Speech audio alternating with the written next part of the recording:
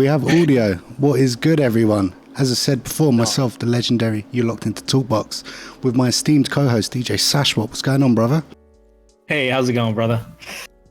How have you been this week? How is, California life, lockdown? How's that all been treating you? California life, the fires seem to have subsided. So we're just chilling and getting through every day. How's the carpet samples?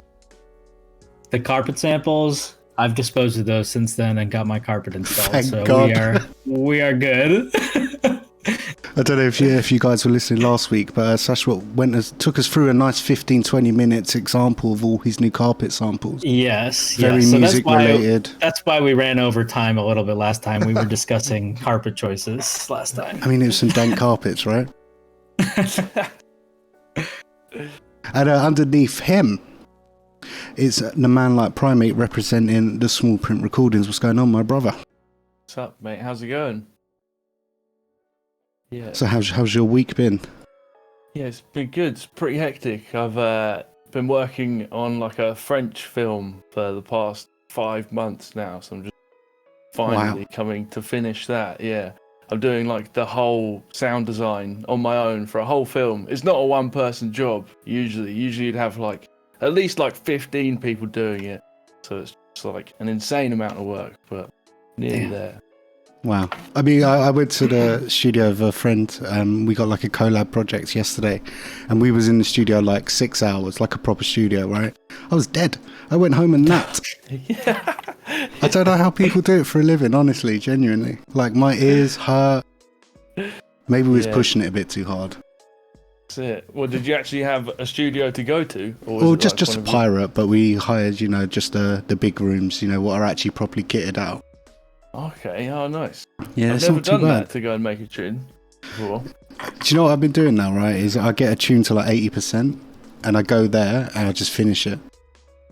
Okay, because I don't want to spend $4,000 on monitors. No. Have they got a bunch of like hardware that you can like use as well? It's just like a good sound card, good monitors, things like that. Okay. It's definitely worth it, because if you sign up, they give you like, I don't know, a session free as well, so you can just go down there for an hour, see if it's all right, innit? Pretty cool. See, already got sidetracked. And our other guest this week is Matt from Soul Bass Project. How is it going, mate? Yeah, good. Cheers, mate. Thanks for having us on. It's all right. Yeah, sound. So I kind of got a theme this episode of like you're all working on labels, and I think it's really interesting that some people don't really quiz labels about like the whole process. So I thought it'd be good if we could go through that. It's just like usually we're like, oh, we picked up this tune, we picked up that tune, but no one ever really speaks about the origins and like difficulties and blah blah blah. So I thought we would just kind of run through the whole process. Look at Sashwat, he's like that friend when you're in the pub. Yeah.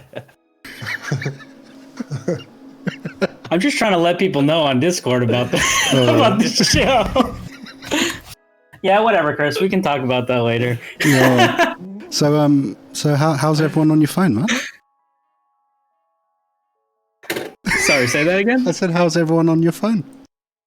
I'm hurt. I'm genuinely They're good, hurt. man. This Discord is fine.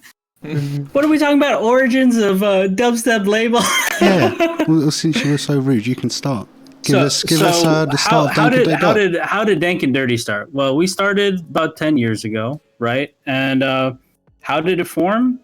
Very naturally. So I started off. I was really into like house music and stuff, and then one of my buddies in college, I was going to University of Minnesota at the time. He was like, "Yo, dude, check this guy out." He was referring to the Whittler, and we were listening to like dubstep.fm at the time. And this dude, well, his roommate, he sold pounds and pounds of you know what. And so they had like this $20,000 like home theater system. And needless to say, dubstep sounds good on that. So I started getting into dubstep, and some dude who was running the drum and bass channel at di.fm at the time was like, "Hey, you want me to feature some of your mixes?" on the drum and bass channel, and they didn't have a dubstep channel at the time. So I was like, yeah, sure, sounds good. And it slowly turned into, okay, do you want to?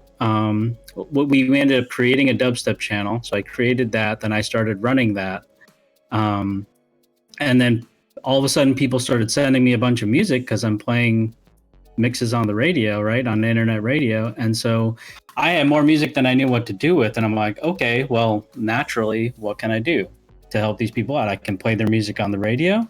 And then we just kind of started trying to figure out how can we start pushing this further. And it turned into a label, and everything was just DIY, man. Like, we're just like, how do we distribute music? So we started off on Bandcamp, and then, slowly through connections, figured out a decent distro, and it kind of all just evolved from there.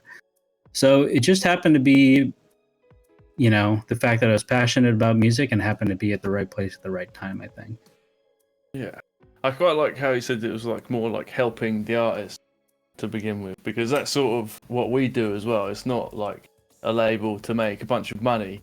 It's sort of just to help a load of people making similar music to like have a platform to release their own music on.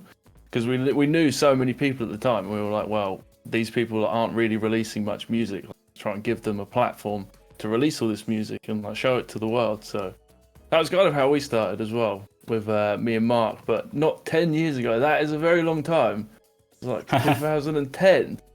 It's insane. I mean, yeah, it's a time, man. That's a good achievement to do it for 10 years, man. That's a whole decade.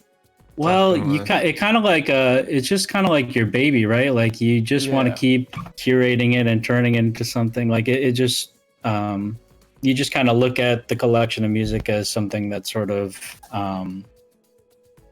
I don't know, but for me, and I know for Small Print, I know for Fight or Flight, it's not about like, oh, let's release what's hype at the time. You want, at least when I release something, I want to make sure that like 10 years down the line, 50 years down the line, 100 years down the line, when I'm listening to my catalog, that I'm thoroughly enjoying everything from start to finish, rather than like, oh, that was cool that 1 month of my life, Yeah.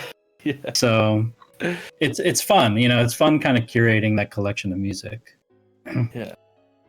Definitely. And what about yourself, Matt? Because I won't lie, probably the most professional label I've been a part of. Like, you had press releases, and you've gone to like mainstream radio, and everything. Like, it's been the first release, right? And everything is just. It feels like you're part of a major label in the sense that like not to doubt you the other two of you there, but like. I've been part of many labels, and I know Sashwat, as he kind of seat of his pants most of the time. He just puts out good music, and he's like, that's a good release date. You know what I mean? Like, it's kind of that's why I like Dank and Dirty Dubs, of course. But like, being part of Fight or Flight with the first release and that, it was a very professional operation, and you could tell that like you understand the music industry in that sense. I mean, was that something you consciously started with, or did it evolve into that? Well, it's a bit of a unique label, I suppose, isn't it? And the way it came about. I don't know about what you're saying about all the professionalism. Yeah, I suppose we try and do things the right way. I mean, my day job's lecturing music, and a few years ago, when I started to get a few tracks out, I thought, right, I'm going to start learning more about the industry. What's the best way to learn about the industry? I'll start lecturing about it. Then I'll have to make sure I know it inside out. And, I can't really stand in front of students and tell them, this is the way you should do it, if I don't feel I'm trying to do it to the best of my ability, in the most professional way anyway. So, yeah, plus I've got some really good people around me giving me some really good advice. So, yeah. And then, like, not musicians, nothing to do with music, but just people. I think a nice like point of the label as well is you got tonnage out of like Dubstep Retirement to do the artwork. Jesus. Yeah, well, yeah. Sick. Tonnage does the artwork? Yeah. That's dope. Yeah, I know Tim from before he was Tonnage, because he went to the same uni as I did, and we used to, before, dubstep was a thing. We used to go out raving, drum and bass nights. And that's how I know Tim from like back then. So yeah, he's been mega helpful and given me some really good advice as well. I mean, probably one of the nicest people I've ever met in the scene, to be honest. Yeah, he's a very good lad, is Tim. Yeah, sound as a pound. It's probably the only big dubstep artist where when he met me, he brought me a beer and danced. He put his arm around me and danced. He was like, "This fucking tune, mate." Yeah. Amazing guy. So I guess like we've gone through like how it began and kind of a bit of the why, but like, is there like a general ethos that you guys have with your labels more than just put out new music? You know, is there a sound or something like that? Well, I guess we don't really stick to like a specific genre. I wouldn't say like it's all just one sort of genre, but it does kind of all sound like it fits under one roof. So it's all sort of chilled with like jazz influences, but then also like bass music for clubs at the same time. So sort of anywhere in between that. So there's not really like a very focused ethos. Try and keep it like diverse, sort of open to a lot of things. We've got a few Small releases. Print. Yeah, Small Print has created their own genre, which is called small print. Yeah. It's very true.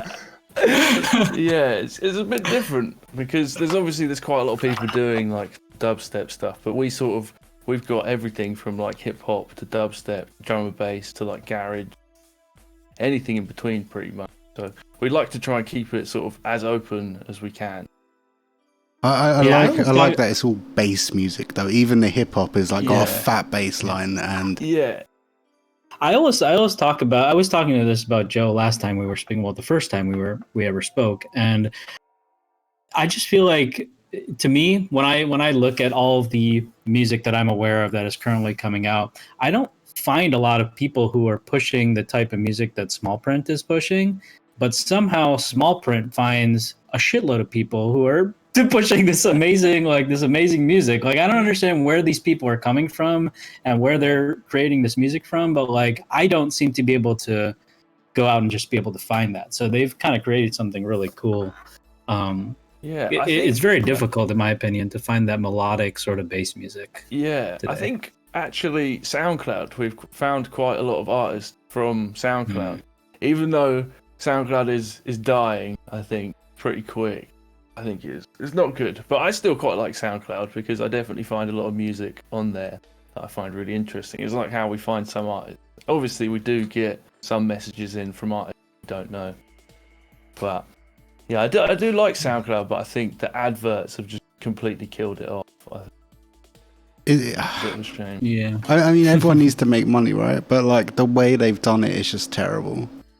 Yeah, the thing that really frustrated me with SoundCloud was the fact that you could pay for an account as an artist and be a content provider, and then when they brought the ads in, you could literally go to listen to one of your own tracks and have to listen to an advert before, and at that point something was wrong for me. And it weren't a small fee either. I gave them like £90 a year. Yeah, do you still get the adverts? I still pay. I pay for it as well, but I still get the adverts even though I pay for it. I don't get adverts. No, that's probably because we're running ad blocker. Yeah, that's true. Actually, I am running ad blocker, so that might be why. No, but when I log into now I have a premium account on my personal and my label account. But when I was running on a free account on my personal page for the longest time, and I was definitely getting adverts when I was logged into that account. So I think, I don't know. Some people still say they get ads when they're logged into their pro account, but yeah, it's not. That doesn't happen with me. And I don't pay for the what is that, SoundCloud Go or whatever, where you can, I don't know, whatever it is. Yeah, that says it all though, doesn't it? No one even knows what account's what. Yeah, exactly. Yeah, that's what I don't understand. Like, if I want to listen to everyday music, I got Spotify, right? And like most people in electronic music are like DJs or producers themselves, right? So they're only going on there to either put up their own tunes or listen to their mate's tune. I don't know anyone that uses SoundCloud as a listening platform, apart from like, you know, labels skimming through like a bunch of tracks or something. So I don't understand the Go thing. Yeah, all the odd mix. I think it involves. I know it involves. Like it involves offline listening. Apparently, it involves being able to not have to listen to ads for people who are monetizing their content. And I think that's pretty much about it. So most of the people who I listen to on SoundCloud aren't monetizing their content. Like I never decided to do that because I just assumed it would be pennies, not worth it, and. Yeah, I think we did. There was all sorts of stuff too. Like when they first rolled that out, they're like, "Oh, don't sign up for it because then you can never sue SoundCloud in its class action in the future." Blah blah blah blah blah. And so I was just like, "Whatever, it's pennies. I'm not gonna." And I don't want to run ads on my SoundCloud tracks anyways. I use SoundCloud as a forthcoming promo outlet, so I want people to be able to hear the whole thing. You know, not 30 seconds of it. So. I don't know. Yeah. We were toying with the idea of not putting the whole tracks up on SoundCloud though and putting clips because then people would have to go and listen to it on Spotify, which would actually make money rather than SoundCloud. I've done clips for many releases, but I've also started to do full length tracks now at this point because they end up on YouTube anyways. If people rip it, it's not like they're ripping a HQ version. So unless the artist is like opposed to putting up full length previews, I usually just do it. Yeah, I think we just started doing it. They can have their 128 version if they want it.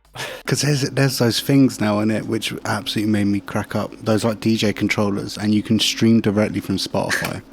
It's like, bro, are you gonna play a 128 kbs live in the club? Oh, God. Said sound system. Oh my God. I mean, fair play. If you got that Go thing, I think it is 320. But I mean, as a platform, I think it was invented for producers to put their tracks up, right? Because we didn't have something like that before. It was either you put it up on iTunes, or you sent clips to people. But it was like a place for music creators to upload stuff, and then like podcast people get involved. Blah blah blah blah. I mean, I've been on the platform since beta. My RSS code, right, is like 500 and something. So I was one of the first 508 people to be on the platform, right? Mm-hmm. And like I gave them loads of feedback during the beta, blah blah blah. And like they didn't listen to anything. Like hundreds of people would say the same thing. So I think it's just like, not to shit talk it, because I think it's great as like a concept, but the execution is just a bit bad, right? Which is, I guess, a lesson for the next person to come along and just do it better, right? Like so Spotify does it better than iTunes, and that was the first thing what done that. So DJ Smurf in the chat is saying, Legendary, I'm using SoundCloud, but I've been using it for 10 years. Why would I change to Spotify where I need to curate my playlist again? Because there's better music than electronic music. You can't listen to the Beatles on SoundCloud, mate. I'm not sold on Spotify. Like I never listen to Spotify just for listening to music generally. Maybe I will start, but I don't know. I think I'm just very resistant to using new platforms. So it takes me forever to like get on them. Yeah. Discord, Twitch, like everything. I'm still not on Spotify. Like the thing is with Spotify, it's as a consumer, it's the best platform you could ever dream of if you want to actually pay for your music. But for anyone trying to make any money off music, it's a disaster. But the majors love it, don't they? Because they make good money off it. So, we're as independent artists and labels, you kind of. I use it strictly as I use it strictly as a promotional tool. Like I don't even care about any of the money that comes through on Spotify. I mean, great, it comes through, but like I'm looking at that as more of like SoundCloud, like another version of SoundCloud. That it's just to reach listeners, really. You can make money off it, but you've got to be very focused on what you do. I know someone who has made thousands in a month because they were hitting Spotify playlists, but they were doing it under. But think about that person who's they did the person who's making play the game. The person who's making thousands on Spotify on a track, though, is also probably making a bunch of royalty. I'm not justifying that Spotify is paying their artists enough, but if a track is that successful on Spotify, they're probably making a lot of money elsewhere as well. YouTube revenue. What this particular person's doing, and he's got some affiliation with Fight or Flight. He's set up a bunch of different aliases. Very talented musician, but he was sick of kind of trying to do his art and it not making him any money. So he just thought, right, I need to make some money from my music. And he's been self-distributing, using one of their, I don't know what distro. They're like CD Baby and things like that, yeah. That kind of thing, yeah. But he's been looking up the people who playlist and then targeting them and writing very targeted music. But he's such a good musician, he's able to write stuff. So, doing stuff of, styles you wouldn't expect and inventing artists, basically. And what he says, he's depersonalized himself from it. So he doesn't care that he's selling out, because the whole point is he's creating a product to play the game. And he's even got something where he's doing music to get to sleep with. And he's making all the tracks a minute long, but that they loop so people can put them together, because you get paid per play. Genius. People put them on when they go to sleep, and it's just ambient noise, basically. So we could just record the sound of a washing machine, put it in an album that on loop, and like someone could be listening to it for half the night, and he's going to get paid every time they play it. It's clever, honestly, really clever. Yeah, but that's completely different from the kind of thing we all do, isn't it? Right? That's the thing. Like me and Sashwat have spoke about like sync music and things like that, and like if you can just get into that game, it's just. What is sync music? So they call it like sync music is what they call like stuff for films and games and TV shows and blah blah blah. Adverts as well. Yeah, all that sort of stuff. Yeah. But like if you can get on like a production house what does that and pushes that out and blah blah blah, that's like such a nice way to make money out of music. Yeah. I mean, it might not be underground electronic music, but no, I don't know if you know a guy called Pete Cannon. I don't know if you know him. So he's on that, and he did like the iPhone 10 Apple commercial. He did like an Adidas one. I think he's just like sorted now from that. He just like sold like a minute of each song. Sorted. That's insane. Crazy. Yeah. I don't know how he got that though, to get like the iPhone 10 commercial. Shit. I wonder how much he got paid for that. And it makes you wonder though, isn't it? 'Cause they mustn't do royalties on that. They mustn't do like, per 1,000 YouTube clips. It must just be a fresh payout. I think, probably like a hefty sum as well, I think. Imagine that, like 100 million plays. Like, how you get into that kind of thing, though. I guess you just got to know the right people that are going to hook you up. I think it's having good links with either a good publisher or you need to know the music supervisors. So I was talking to a friend who, on our album Dirty, Technical Finger, he used to be called Dirty Fingers. But he's runs a studio down in Folkestone, and he's kind of dabbles in that world a bit. And I was just chatting to him about kind of how to get the openings, and he says that it's all about if you can get, say you watch something on Netflix and you hear some music and you think, well, I've got something kind of similar kind of style, and approach the music supervisor for that show saying, oh, well, I like, rather than just going, here's a load of tunes, you can do anything with them. They're probably not even going to read your email, but targeting them, saying, well, I like what you did in this scene with this music, and I've got some music that's similar. Here it is. Here's what 30 seconds of it sounds like. Here's a minute, and here's the full track, kind of thing.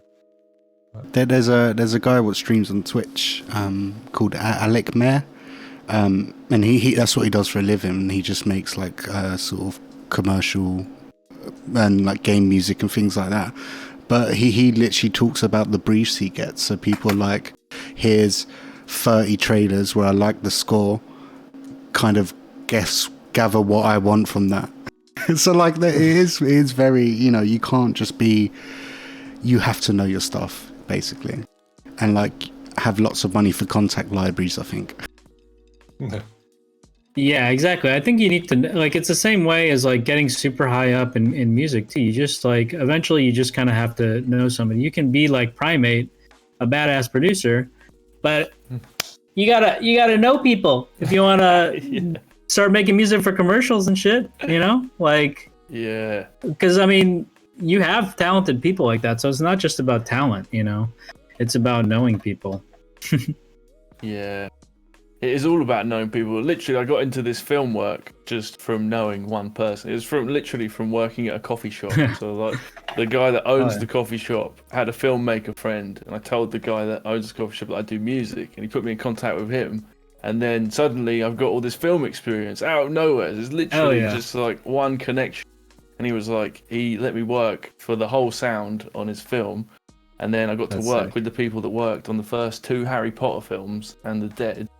Wow. How has this happened? It's just literally the right place at the right time. So then it's just sort of set me up. So now I've sort of got to balance my time between sort of focusing on film for a bit and then doing small print and then sort of like juggling in between. But I think it kind of works like having a little pause on each of them to sort of like appreciate it a bit more. Come back to it. Because we've sort of been building up. We've got like 6 releases put out. One of them is Matt's as well, actually. But I've just been focusing on this film like 5 months now. Killing me. Oh, it's a big project. Yes. Oh god. Yeah. But then but now we've just sort of built up releases so then we can have like sort of like a steady release schedule, like over a few months or whatever. We've also got 3 sample packs put out as well. So we've got just like we're just sort of sitting on a lot of ammunition, gonna like slowly distribute it. I think that's the thing, though, isn't it? That is the thing, is a steady stream of releases. As much as people say, oh no, it's all about the music. If you're always on the download stores, people are going to be like, oh, I like that tune. Oh, that's that label again. And after seeing like 3 or 4 releases of you, then they might become a fan, right? That's how I become a fan of small print. Like I clicked this guy. Is that what the name is? Yeah. So I randomly come across that mix, that release, because I think I was looking for 160, and one of the tunes were on that. I was like, this is sick. And then I found your SoundCloud. I was like, right, they're actually a dubstep label as well. Or, I was like, oh wait, half of these people are my mates. Yeah, I think it's good to have like regular content, but then not overdo it at the same time, because like people will get bored of it eventually if you're just like constantly putting music.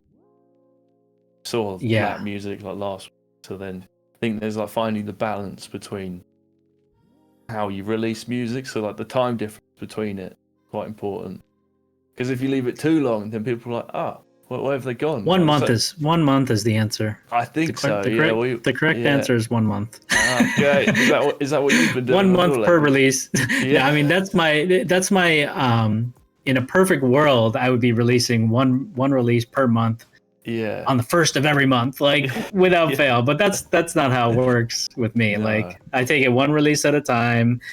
Mastering's taking a little. We need to screw with the artwork, so it ends up taking like 2-3 months. And I would say on average we probably put a release out every 2 or 3 months. We're consistent with Didn't you only put one release out last year?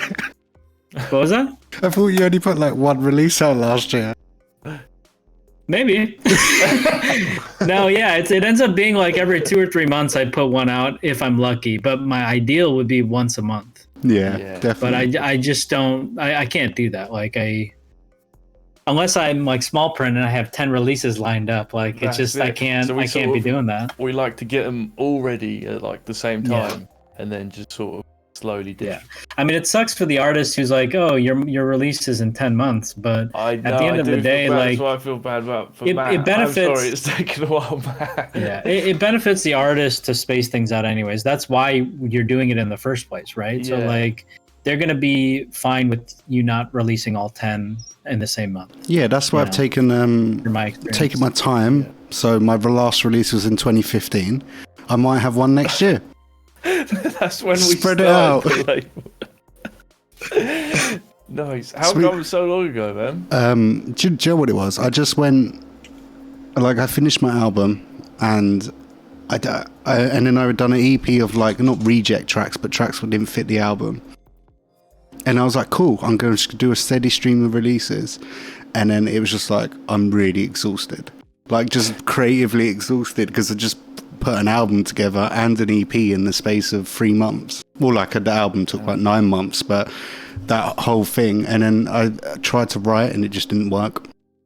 And about a year ago, I was like, okay, I'm starting to enjoy making music again. Oh, no. But that's it. It's like, if you enjoy doing it, that's the whole reason for doing it, really, isn't it? If you don't enjoy doing it, then... Well, yeah. I mean, first and foremost, it's my hobby, isn't it? And, like, if I'm not enjoying myself, then I'll just do something else I enjoy. Yeah. I always find buying new equipment helps the inspiration thing. Not your bank account, though. No. No. But it always just gives you sort of like a different method of like starting music. Because if you always start the music the same way, you get so bored so quick. Oh, God. Starting like with the every kick drum. single one of my tunes starts with a pad. I actually went through all of my tunes I've ever wrote, and I was like, they all start with a pad. You do have some nice pads though, Chris, to be fair. Yeah, but every tune... They're very distinctive, like, and your intros and so very distinctive. Yeah. But that's what I'm trying to do now. Like, I made my first, like, mid-heavy tune this year. Quite proud of that. For the first, I've been making music since I was 15 years old. I'm 30 this year, right? And I've only just made a wobble tune. Despite being a dubstep for 15 years. I'm proud of myself. Speaking of releases, should we have our first tune? Go on. I was going to say, I should give people a heads up that Chris showed me this wobbly tune, and I know you guys are all thinking that this probably sounds like some like monsters. I know we got Oni in the chat room. It probably sounds like some monsters, like heavy rhythm stuff. That's not at all what he means by a wobbler. This is when he says mid-range, it's not even like mid-range. It's still pretty chill, man. Like, I tell you what, I'm going to put my foot down about this, right? Just because it doesn't have screeching simps does not mean it's chill out. Oh my god! Like, if you can play me a tune with just sub bass. There you go. That fiend release on Navy Cup. Play that and don't go nuts. Impossible. Cyrus. Do you know what I mean? Yeah. True. Those tunes were mental. It's all in the rhythm, mate. That's why I love Duke. Go mental to some rhythms. Whoa! Sorry, guys. Chill. Have you got any more releases coming up, Matt, on Fight or Flight? Yeah, we do have something planned. We've got a load of tunes. I don't know what I can or can't say about it at the moment because there's nothing finalised. But yeah, something. I'm hoping it's going to be mega. Probably more on the 140-ish BPM dubstep thing. Less of the drum and bass on this one. Although I'm not opposed to doing, drum and bass. But the first one was very much like, right, what am I going to do? I'm ill. What can I do that's positive? Yeah. Right, I'll start a label because I was thinking about it anyway. And then messaged a load of mates. You, Joe, and Chris being two of them. Everyone was like, "Yeah, hey, have tunes," and gave me loads of tunes. So yeah, and I think it worked well. It works well as an album, the Survival's Instinct, but. Yeah, the again got a whole bunch of other tunes that have kind of come from a bit of a different source, and yeah, we're just at the stages of kind of working out what we're having, what we're not, and then take it from there.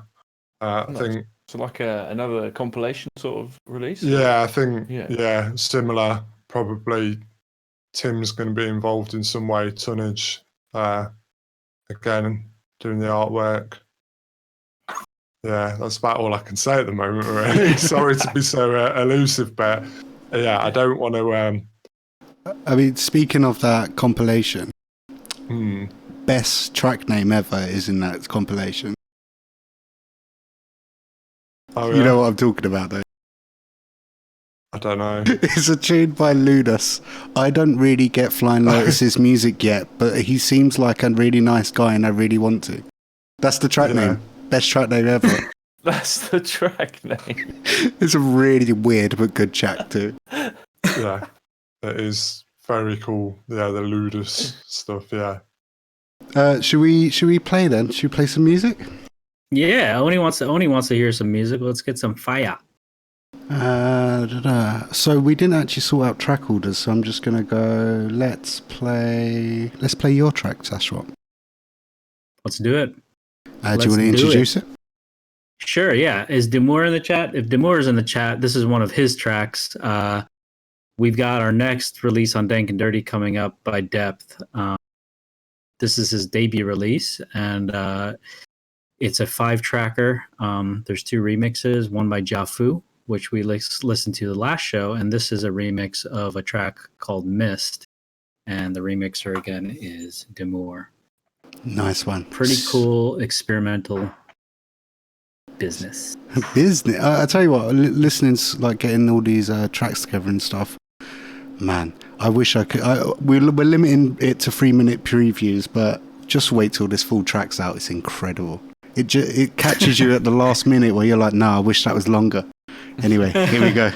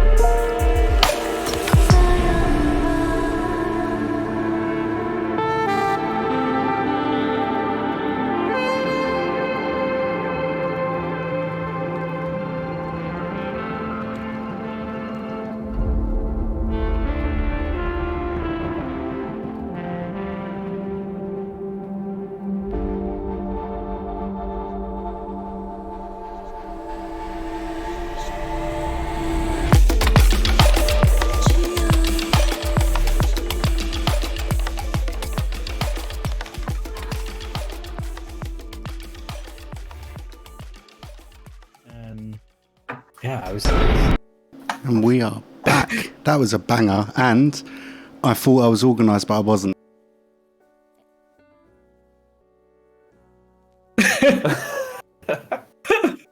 that second section of that tune is absolutely incredible. Yeah, the perks that come in, Oh, man. mate. I'm glad you just teased it. Yeah. This tribal, like in the jungle type section. Oh, so sick, man. It's one of those things though, isn't it? It's just like if the whole tune was that, it wouldn't have the same impact. That's the thing about the ball. Exactly. He knows it. He knows how to tease. Yeah. I feel sorry for any woman around him. Do you know what I mean? That's what I'm saying. Man, I feel like if you're not gonna put effort into that second drop, just don't put the second drop in there. Just make it a single drop. I'm okay with a single drop tune. Just don't copy and paste the drop. I mean, and I've released plenty of copy and paste second drop tunes. I'm not gonna lie. I'm not gonna sit here and like, on my elitist high horse and say I've never released tunes like that. But like, truly, I do prefer a single drop or a more. Yeah, I kind of like having fun with the second drop because I kind of think that no one's probably actually going to listen that fast. Right. And then I just completely change the tune to a different tune just for the sake of it. It's what a lot of old jungle artists would do, though. The tracks were so much more complex, but I suppose dubstep's kind of gone on a bit of a weird journey with, the structures and stuff, hasn't it? That a lot of the more modern producers are just making shorter tracks now. But with sync buttons and all the rest of it, you don't need long tunes to be able You don't to need a DJ second drop to DJ. Yeah. You just need the bare bones, really, don't you? One thing I love that some artists that do, like Enigma Dubs does this a lot. The Whittler does it sometimes too, where like the second drop doesn't have to be something that's like incredibly complex.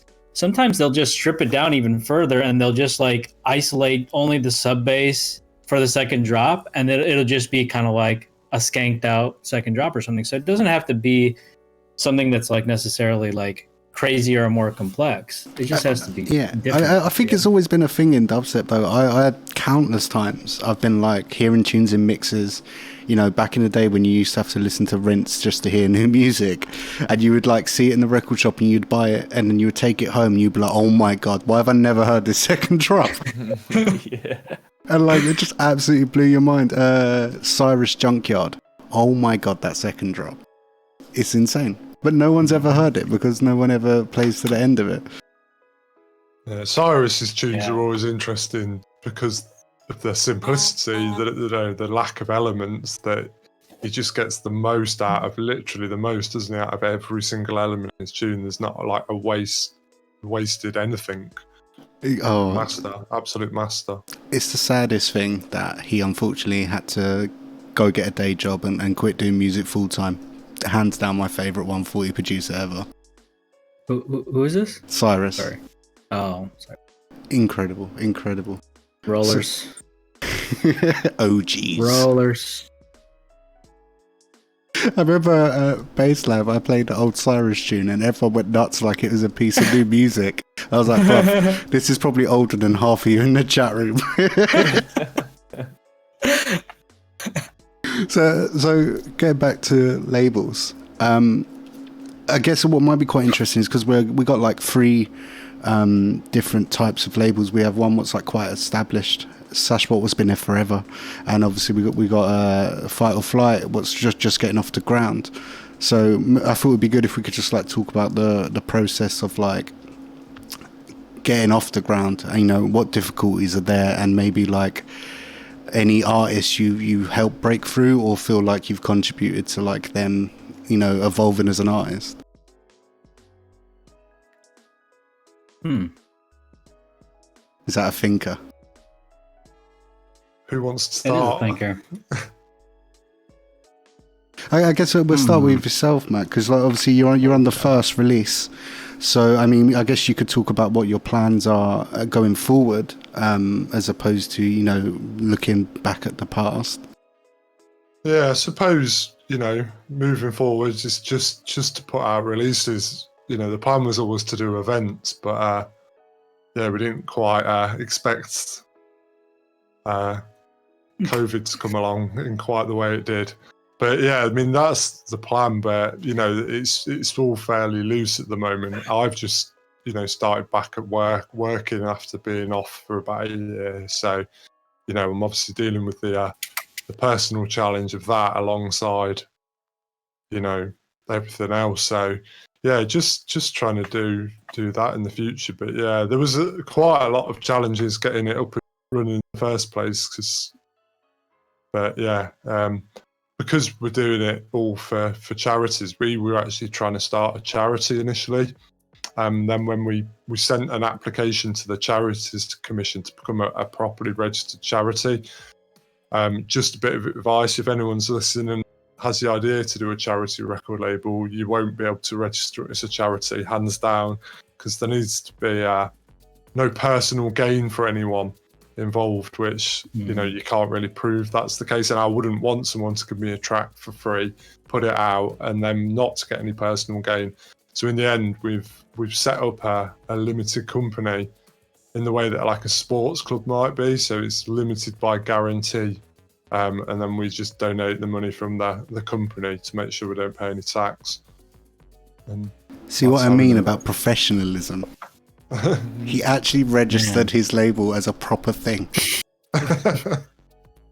Yeah, well, the thing is though, you with copyright and stuff, you do have to be quite careful. I know the likelihood of, people getting done for it are pretty small, but I suppose as you get older and you start, having,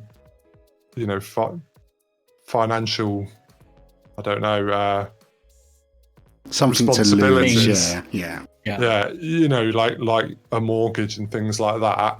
More to lose. Yeah. You can't risk, someone giving you an uncleared sample and then, you get sued. Buy a house, So you don't want to do it like, as a sole trader, because you are personally responsible. Whereas if that did happen and we're a limited company, we just fold the company. So we're getting into another name. So there's the advice. Put out dodgy samples, but just absolve the company if you try and get sued. Yeah. Limited liability. Okay, got it. It's the bottom line, isn't it? It's just a bit of advice, save people going through the months. Yeah, absolutely. The Charities Commission to get back to you to be told no, and then working out what else you can. And so, I was speaking to even music solicitors and all sorts at one point, thinking of even paying someone to draft contracts and stuff. Yeah. I would say another thing to kind of keep, like a piece of advice I would say to keep in mind is, like, if you are starting off a label or just trying to, improve your existing label, having just making sure you have a good idea of how your business is structured and like how people are getting paid. Are you going to be able to pay people per release? How is your business structured? Are you structured in a way where there's a chance that you could lose money yourself and the artist might not get paid a dime? Like, it's possible, right? Like, many labels are structured that way.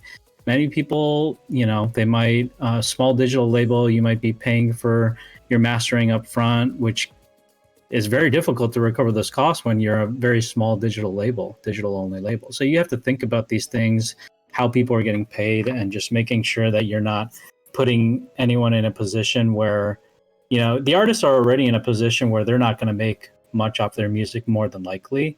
So you don't want to put them in a position where they're going to make nothing, or you're completely making them feel like you're taking advantage of them. You know what I mean? Everything needs to be structured in a fair way. I feel. I mean, coming from an artist perspective, like, I think I've only ever been paid from Dank and Dirty, but I'm modest enough or self-aware enough to realize it probably just didn't sell that much, right? And it's like, I have a day job, blah, blah, blah. I don't really care about earning money from music. And most of the time, if I do earn money, I'll just say to the label, keep it. Do you know what I mean? Because it's going to help you guys put another release out more than me get like 4 coffees on my way to work, right? Yeah. But like, the fact that labels have come up to me and been like, look, here's the statement for your release, you literally didn't earn enough. That means so much more than just ignoring and never mentioning it again. Yeah. I don't think I've really received much money from other labels. I think I don't really expect it. But I remember the worst one I got because I had a track on Hospital Records compilation back in 2019, and I did a remix. So then it meant that the vinyl sales was that I got 20% of the remix, but because it was a remix, it meant it got split between the artist, the label, and me. So I got 30% of 20%. Jesus. Which was like, I feel so bad. I feel so bad when an artist releases one remix that doesn't sell very well, and I'm just like, here's your 13 cents, but PayPal is charging me 99 cents, so it's 0. we have a £20 threshold, but we roll it over. So like, if they haven't made enough that month, we'll add it on to the next month. But I don't think quite a lot of labels do that. I think if they don't make the threshold that month, then they just don't get paid, and the label just absorbs it, which is where we sort of like build it up for the artist. So it may take a little while, but then people do get paid. Yeah. It's just a genuine way, isn't it? Yeah. Pardon? Yeah. That's honestly probably happened a couple of times for me, where we just have to absorb it, because it might be like a remix that was put out like 7 years ago. It never sold any copies, so you might have like 0.01 cents in streaming sales in a given quarter, like nowadays. You know what I mean? So it's like, am I going to roll over that 0.07 cents or? We do, though. I think the artist probably just yeah. I mean, it's tough to do that when it's such an if it's dollars, or even 50 cents or something, you can roll it over. But when it's literally just streaming sales from like you can't keep carrying that over for like 20 years. You know what I mean? So as like labels, do your distribution platforms have like tools for you to do that, or is it all like you're in Excel sheets and blah blah blah? Oh, it's just Excel sheets. It's quite a lengthy time process. Looks like I just found a business. I'm gonna code a proper distribution thing for artists, because then everyone gets paid.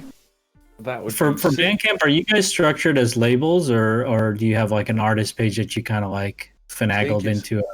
Yeah, I think it's just a personal one.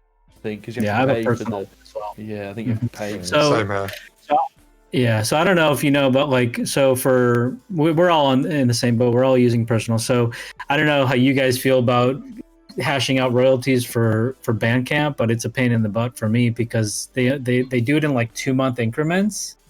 So if I'm trying to pay out an artist every quarter, it gets very messy, because it only lets me extract data like 2 months at a time, or like a single month. You get what I'm saying? Yeah, so it's a bit confusing. I want to do three months in a row. I can't extract the data for just 3 months. They should do that. They should just have it split quarterly, so you could export each quarter. I mean, I can still figure out royalties. What I'll end up usually doing is, since you get Bandcamp royalties earlier, I'll just pay out like maybe 6 months rather than just 3 months, and pay out like a larger chunk at a time. But it's a hassle. I think it's very healthy to hear two labels talk about paying artists. Yeah, I think the fact that there's the conversation. So it's just like, how can I pay my artists more? It's really healthy. I think that's a testament of how great and beloved both labels are as well, though. Is you can tell that the art you don't get artist crap tracks. They're not like, here's my throwaway track, and you get the best from the artist. I think that's really a testament. It probably how you guys are running it and your attitude towards it. Yeah. I think it's a better way to do it, because then, like this hospital release, they take 80%, which is like the majority of the percent. They leave you with 20% of your own music. It's like, was that a vinyl? That was a vinyl release? Yeah, but even on the digital release, you only get 20%, so it's less than a quarter of the money. Pretty messed up. But that's how it's structured. I mean, I'll be open about it. For remixes that I put out, the remixing artist on my label would get 25% as well of the net profits. Okay. But are you saying? But you're saying you get 30% of 20%? Yeah. Oh. Okay. So if it was just an original track, I would get 20%, but because it was a remix, I got 30%, 20%. Is that like a standard contract with the label then?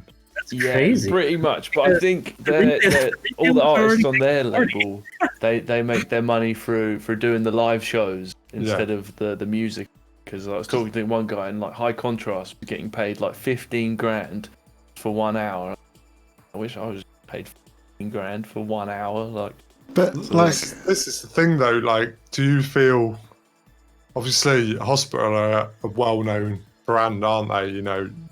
Student nights and all that. Do you feel it's worth your while doing a release with them just so Of course. I definitely CD. didn't do it for the money. Like, it was just for. Well, yeah. I can't believe it happened. Like, I just got an email in my account saying that they found my music and they'd like to release it. I was like, is this a spam email? Like, what the fuck? What happens when I click this link? Yeah, exactly. Yeah, it was nuts. Yeah, and I got to go and meet them all. It was a very crazy, surreal experience because they do hospitality in the park. And, Yeah. they got me like a guest list ticket, so I got to go and like party with all the artists. That's pretty cool. What the fuck is going on? I think the thing what bothers me so much is that people go, yeah, but everyone gets paid from doing gigs. And it's like, okay, so I have my day job, right? But you're saying to me, for me to actually earn money, I have to go and earn overtime. That's basically what people are saying, right? So if you treat your making music as a job, you're saying, but actually to get paid, you have to go and do overtime. It's a bad excuse. It's a bad excuse. The playing out should be like doing overtime, right? And releasing music should be like your salary. If we're going to look at it in like everyday things, you should be able to live off just making music if your name is an Aphex Twin. Yeah, it's difficult though. I don't think anyone does just live off music sales. I think the big artists are living off the live performance. I think pretty much. So they're all massively or maybe screwed. ghost producing or something. They're doing something besides producing bass music. Yeah, I mean, I have artists on my label who do music professionally full time, but they're not making all their music from. They're mastering for people. They're ghost producing for people. They're making other genres. Blah blah blah. So I mean, like Enigma does professionally, but he's not making all his music from dubstep. No, I'm just like saying that like in just the way the industry's built, right? But it just rubs me the wrong way a little bit. It's just you should be able, if you want to just create sounds, you should be able to just create sounds and earn a living from it, right? That's the way I look at it. It's the way it used to be at one point, wasn't it? But it was a while ago. But yeah, back in the day, you used to get stifled playing out, right? Old bands and that used to get paid like nothing, but when the record come out, they actually got paid.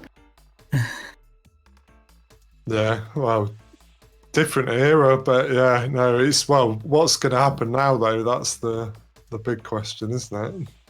Well, yeah, there's no like live. Actually, no, I've seen there's been live music in America. Actually, so I don't know if you know Killsmith, but I've seen he's been doing. They do like probably like shows or something. I think so. Like everyone has like a seat in a club. Yeah, they're doing something like that up north in England. I forget where. I think it was.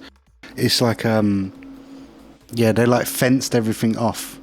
Yeah, I think I saw that. You got your own like little box that you like stand in. You know, like at festivals where they have that cornered off bit for like disabled people. It's like there's just loads of those around. I mean, it's kind of cool. I think I like that because if I go to a gig these days, I'm getting old, man. I always get seated.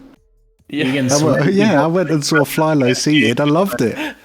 It was so much more fun. I get to sit down and I get to stand up. Yeah, I've definitely been craving some live music though. It's been fucking. I think most of the stuff in the US though has been just like people just throwing like underground like illegal shows. So I don't think there's been a whole lot of like legitimate, venues throwing shows. The Black Box? I think it's in like Denver. Yeah, and I think they've been doing some. Yeah, they've been doing some socially distanced, mask wearing stuff in accordance with like local protocols and stuff like that. So. Yeah, there's some. It depends on the city and the state that you live in. Like certainly in like California, we wouldn't be able to have any legal shows here right now. Well, I mean, England has just made it illegal, right? Like before, it was like, don't do it, that's naughty. But now they're like, no, we're giving people fines and stuff like that now. So they're getting militant about it. But like, you can go fox hunting with like 30 people. Yeah, of course, because it's an organised sport, right? For toffs. Should all just dress up like we're going fox hunting and have like a rave in the woods. Yeah. Madness. It's weird though, isn't it? It's because we all, like me and Sashwat went into this, like we done Bass Lab and then we done the podcast and we was like, yeah, this will be like a fun little thing to tick us over for a couple of months while there's no like, the scene's a bit stagnant. And then I was like, nah, mate, rest of the year is going to be absolutely fucked. now it's probably looking like next year as well. Yeah, I think pretty much. I heard somebody. My sister was saying how where we work, we might not be going back until February or something of next year. So I'm not holding my breath to go back to work. That's for sure. You have to get dressed. I hate it. I know. That's I was saying to a mate the other day, right? Is that getting dressed for no reason is the new meeting when no one says anything of importance. You know when you just have dead meetings when no one actually says anything? That's the new getting dressed. Oh, the worst ever when people say too much. I felt like I was getting ready for a meeting today. I had to dress up in my Dank & Dirty shirt. First time I've worn my uniform in a while. Do you do live shows with Dank & Dirty? Has that been a thing? I've never. I've always wanted to throw like a Dank & Dirty night, but it's never actually happened. I wanted to just do like a takeover night one time, and never actually happened. Maybe after quarantine. Well, I think, right, once Corona's over, fly to England and do it there so I can play. And then we'll figure it out from there. As long as you're playing. Yeah, I don't care about the rest. Well, I'd actually be up for coming to America again, because we went in February. We went literally just before the lockdown. Nice. It'd be sweet to go back because we played in New York. Yeah, if you're ever in California, you gotta let me know for sure. I got a place for you to well, stay. we're thinking like it's a bit of a big ambition to do, but do like an America tour because we know so many people in America, and we could pick up different people on the way, travel across the whole of America. But obviously now it's not a possibility. But things will go back to normal at some point. They have. Funnily enough, the next episode we're planning is pretty much hitting that exact theme, like that talking point of like the American dubstep scene and like how it's been, how what's working and what's not, and what things are gonna look like going forward. So it's definitely a talking point what a lot of people are interested in. And like myself, I was supposed to go out to San Francisco just before lockdown. Like the week it got announced, I was supposed to fly out on the Tuesday, and it got announced on like the Thursday before. So it's like, damn, I could have been stuck in Orange Man Camp Tree. Yeah. Oh shit. Sashwat. Yeah. I would have been staying at Sashwat's house on his sofa. Yeah. I personally think that the music scene in America is doing better than England at the moment. Absolutely agreed. Absolutely agreed. They're sort of showing us up quite a lot. The amount of times I've said that, and everyone's like, oh, I want to come to England to visit Croydon. It's like, no offense, it's not worth visiting. No, I don't know if it's because nightclubs are dying here, or I don't really know what it was, because I'm from Brighton, so it's down the south. So like, when I was growing up, the music scene was like, it was great. It was so good. And I mean, even I went down to Volks like loads of times. Yeah, the Volks. That's great. Dub pressure, like innit? Tiny, dingy little club where you just get really smashed and very sweaty. Great. I felt, but yeah, it was Dub Pressure, wasn't it? That was Brighton. I think so. Yeah. Yeah, Dub Pressure, and then they done the big one, the Super Dub Pressure in that Super weird Dub in Concord. Yeah, that weird club. Yeah, I was probably there as well, and that was like a long time ago. That was. Yeah. I think like in the US, there's just like so many people in the US, so maybe that's why it's just like. It's just so much bigger, right? There's just so many people here. Like every city is like a country, I feel like. Yeah, you could fit England in America quite a few. And I mean like those what's the label with the squid? Oh, Deep, Dark, and Dangerous? Them guys, like I see their stuff everywhere in America. It's like, I don't know. Yeah, they're very good at branding. Oh, 100%. Truth's label, I think. Truth's label. Yeah. I've never listened to anything, but I've seen the logo. Extremely like loyal following, So you just have like armies like that. Like my wife really likes this K-pop group called BTS, and man, I don't know if you know about the BTS fans, but they're fucking like armies, man. They will back up any shit talkers of BTS and like come to their house and murder them. Like they're like loyal followers. So I just feel like they have like a very strong, following in the United States, and I've heard about these guys, but these guys are like cool though. They like donate loads of money to charity, and they do like loads of incentives and things like that.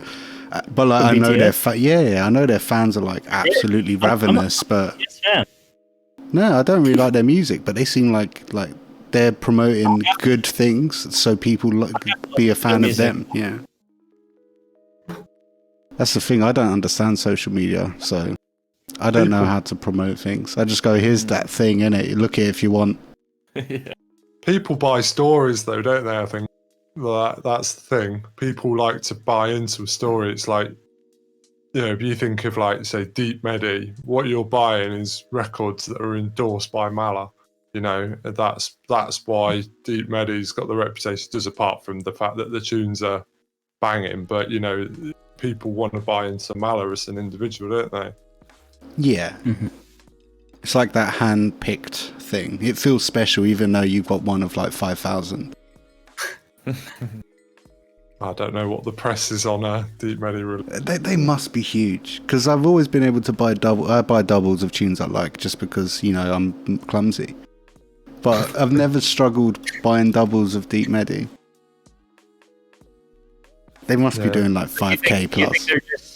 You think they're just pressing like a bunch of units, do you think? Probably. Wouldn't surprise me. Well, because the thing is, if you've planned like 3-4 releases in a row, right? The one release might come out in a year, but you can get 4 lacquers done and do a pressing of like, 12k records. And it's going to be a lot cheaper than if you're doing a one-off of 500. Right. Yeah, I've never really thought about that, about how many the big label press. Probably in the thousands. Oh, yeah, for sure. Yeah, us smaller labels never have to think about, like, we just have to think about, like, how the hell am I going to get rid of 300 units? This will never happen. I won't even get rid of 30. Like, how many units should I press? Like, that would never be something on my mind. Well, we're very close to getting our first vinyl now. Yeah? Yeah, we're getting 250, so hopefully we can... 250, and what do you have to sell the units? That's the minimum amount to not lose money.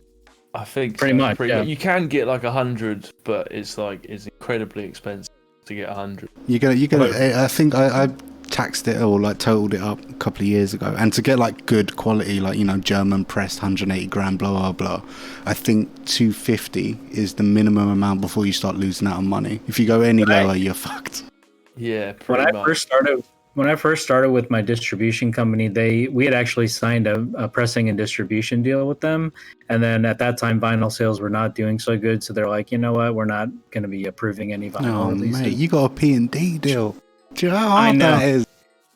I know, but they're basically just not approving anything. So, but at that time the break even was about 230 units, I think. Yeah.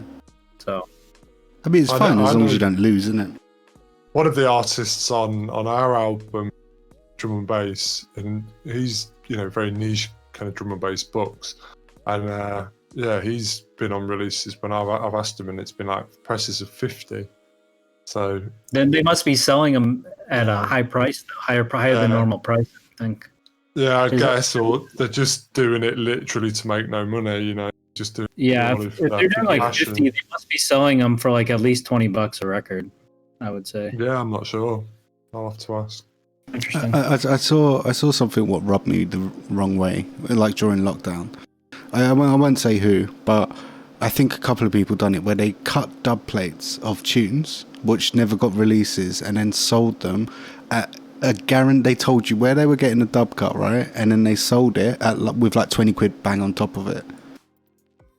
I don't know if you saw this, but like they pressed a dub plate and they were like, right, it's 50 quid a dub plate, but they were like, it's getting cut by these people. But then you looked at their pricing and it was like, it's 30 quid a dub if you're ordering 50. So it's like they literally just whacked 20 quid on top of it, like, yeah, give me more money. I thought that rubbed me the wrong way. Something about someone doing something like that, yeah. It's just like, Jesus, can you be more like horrible? Quite a big up on the sale price, isn't it? I actually saw someone selling their test presses for like 15 quid, and you get the test presses free as well. And people buying them. I was like, what? I suppose there's a bit of novelty about having a test press. I got this little independent sort of record shop near me. What just you could just take your tunes in there and just sell them. They give you like a $5 for like 20 vinyl, right? And I found a test press of Blood on My Hands in there for £4. It's my most prized record. Do you DJ on turntable? I used to. Well, like, because I've been DJing so long and stuff, it's just you couldn't really buy digital back then. No, yeah, I did. I started on turntable as well a while back. Yeah, same in people's kitchens. Yeah, I think kind of DJing has been ruined. I think as like a skill, all the skill has kind of been taken out of it with like the beatmax tempo sync that's already got. I think like the whole skill was like the skill's ruined. I started on CDJs. I think it's given another point of it's all about your selection then, isn't it? Because if everyone can mix the same, if everyone can do the default minimum amount to do a good mix, which is cue two tunes up and fade in and fade out at the right time, if everyone can do that without any practice pretty much, then you have to be a selector. Or really good. Like insanely find those weird blends, you know, put two tunes together what no one would ever think. You have to like be more surprising. Yeah, I would agree. There obviously is still skill to it. You can't like but it's not the same as two records, is it? No, yeah, because I've got one turntable still. I need to get another one, and it is so much more difficult than using the CDJ. It's like riding a wave, isn't it? I would imagine if you're a surfer, you know, when you're DJing with vinyl, you know, no two turntables are the same, are they? So it's not like you can ever go, oh, put that one at plus, you know, whatever, and this one at minus whatever, it'll work. It's never the same. I know for sure. If you put me in front of a pair of two 1210s right now, I would clang every mix. Yeah, I know. Yeah, that's what I did when I got out my turntable. I was like, shit, I'm so terrible. What the fuck happened? It's a feeling, isn't it? You just know. You know how much to lift your hand up, you know how much to push, you know how much to turn it, to speed it up, slow it down, and yeah. Obviously there has been some benefits, like someone knocks into the table, your needle isn't go flying right down, or like you don't have to flick through like hundreds and hundreds of vinyl until you find the right tune. So there's obviously some benefit. Back. Yeah. Oh, yeah. Man. I literally still have cuts in my shoulders from carrying record bags. Yeah. I've had the scars on my shoulders because I was playing a lot during one summer where it was super hot, and I was like, you know what, I'm just going out in a vest. Biggest regret in the world. I think watching people actually DJ on vinyl as well is just so much more engaging when you stand and more fun, watch someone who's amazing, you know. Yeah, have you ever seen? Especially on like. Yeah, go ahead. Have you ever seen Andy C play live before? Yeah. My God, mate, that guy. He's just not human. I don't think really. He's Tractor and stuff for Serato, isn't he? Even with vinyl. Yeah. There's a guy from Leicester actually what's really good. Is it Jonst? John First. Yeah. Oh my God. He's digital, but he takes it to the next level. Yeah, he's a lovely, lovely guy, you know. John is a real sound. And he makes tunes with Sam Binga, so he's obviously incredible. Is it like drum and bass? It's like, you know, like half step 160 kind of thing. Where it's like Duke Jungle half step stuff. He was the world DMC champion, so he knows what he's doing. Holy shit. Yeah. Boy from Leicester. Yeah.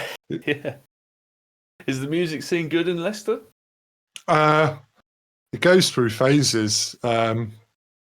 It's not at its best at the moment. There's always loads of producers doing stuff, but it's just having the venues.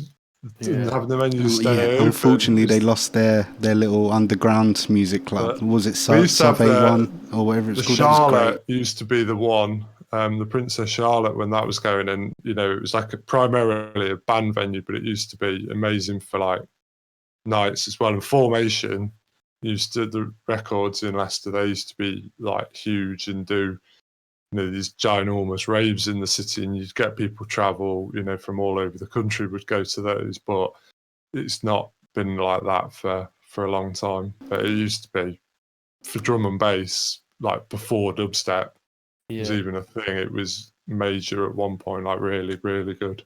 that was it. In Brighton as well, drum and bass was sort of leading it for a very long time. That was what got me into music as well, was drum and bass. Sneaking into like these drum and bass nights, like 15, taking lots of things I shouldn't have.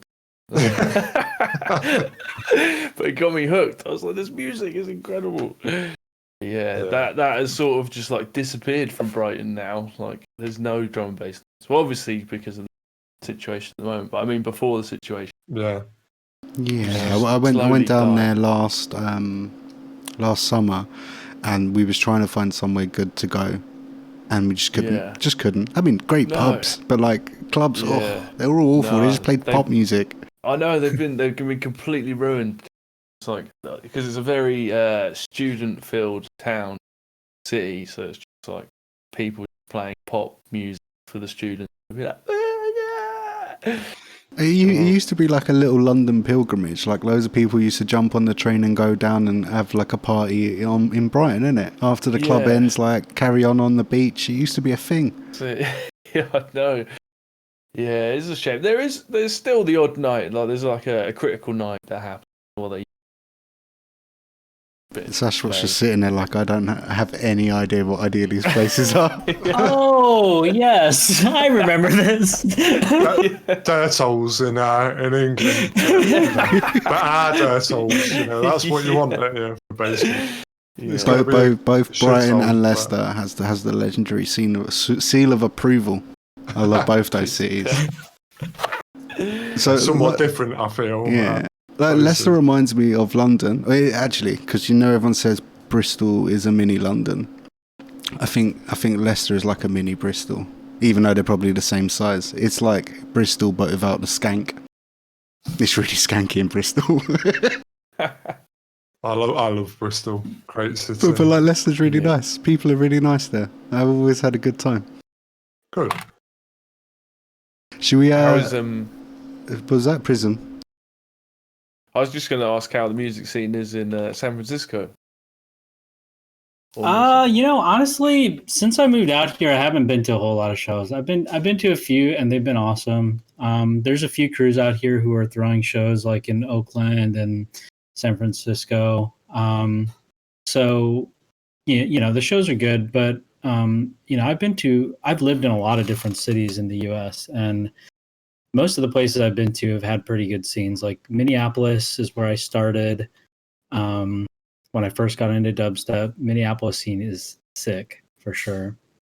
That's where like Turney and Sound are from, Dalek One. So Minneapolis scene is sick. Then I lived in the DC area for a little while. DC area had a good crew out there at the time called Deep Sessions that were pushing a lot of good deep dubstep. But how was the go-go scene though? Because that music's incredible. No one knows about it. The go-go what? Do you not know about DC go-go?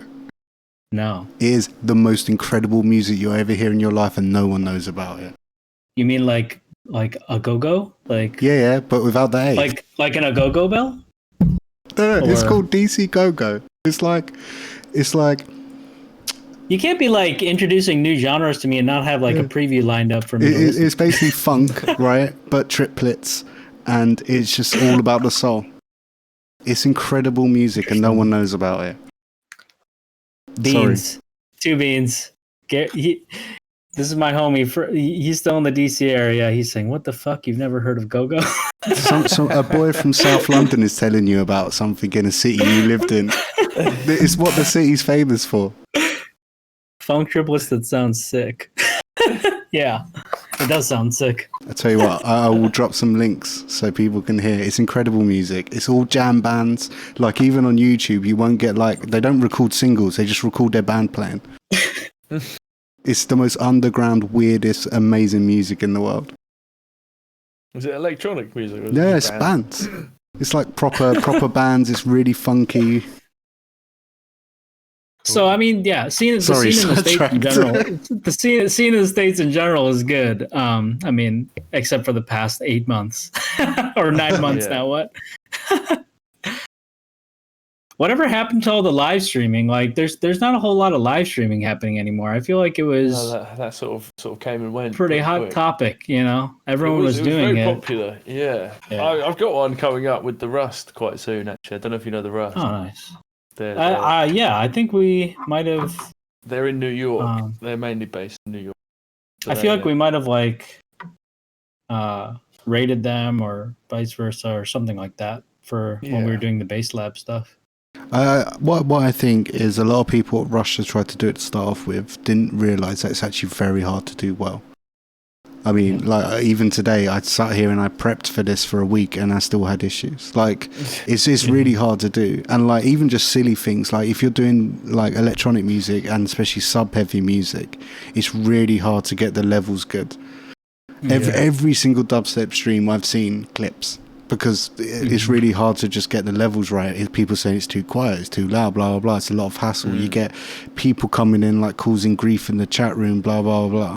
So like it's super stressful, man. When we ran the Base Lab show, my blood pressure was for 72 hours straight was just through the roof because I was constantly like, oh my God, somebody can't hear something in the chat. Oh, they can't. Oh, we need to fix this. We need to fix that. It's like throwing an actual knife, right? Like throwing knives. And I'm doing it remotely. Like these people are in Texas trying to like get this shit working, and I have no idea what's the issue. So I'm just like, something is wrong. Somebody in the chat said something's wrong. Fix it. Like it was so stressful. Are you part of the Base Lab people as well then? Yeah, well, it was something that me and two other guys started, and then we kind of just did one event and a couple smaller events, and then we sort of just slowed down and didn't have content like you do with small print. Full circle. Speaking of small print, should we play something they got forthcoming?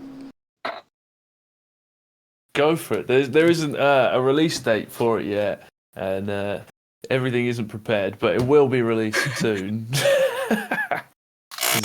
It's still unfolding. It's very close. It's going to be our first vinyl release, so it's very, exciting. Very good. All right, we'll see you guys in about 3 minutes.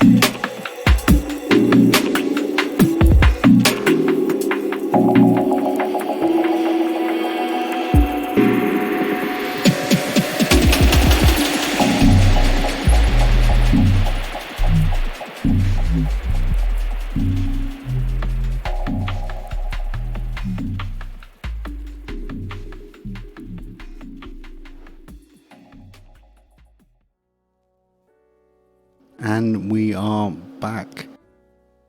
I tell you what, like I started today thinking, right, I prepped everything, I've done everything good. I've just made a dog's dinner of it, if I'm honest. Why is that? It's just like I had all the levels perfect, everything. Every time I've changed you're so scene, there's hard. been a problem. You're so hard on I tell yourself, you what, Legend. I'm just gonna give up. No, I'm joking. It's See you fine. It's guys. fine. Well, it's underground music, right? It's not supposed to be perfect. That's why we do it. It's supposed to be flawed.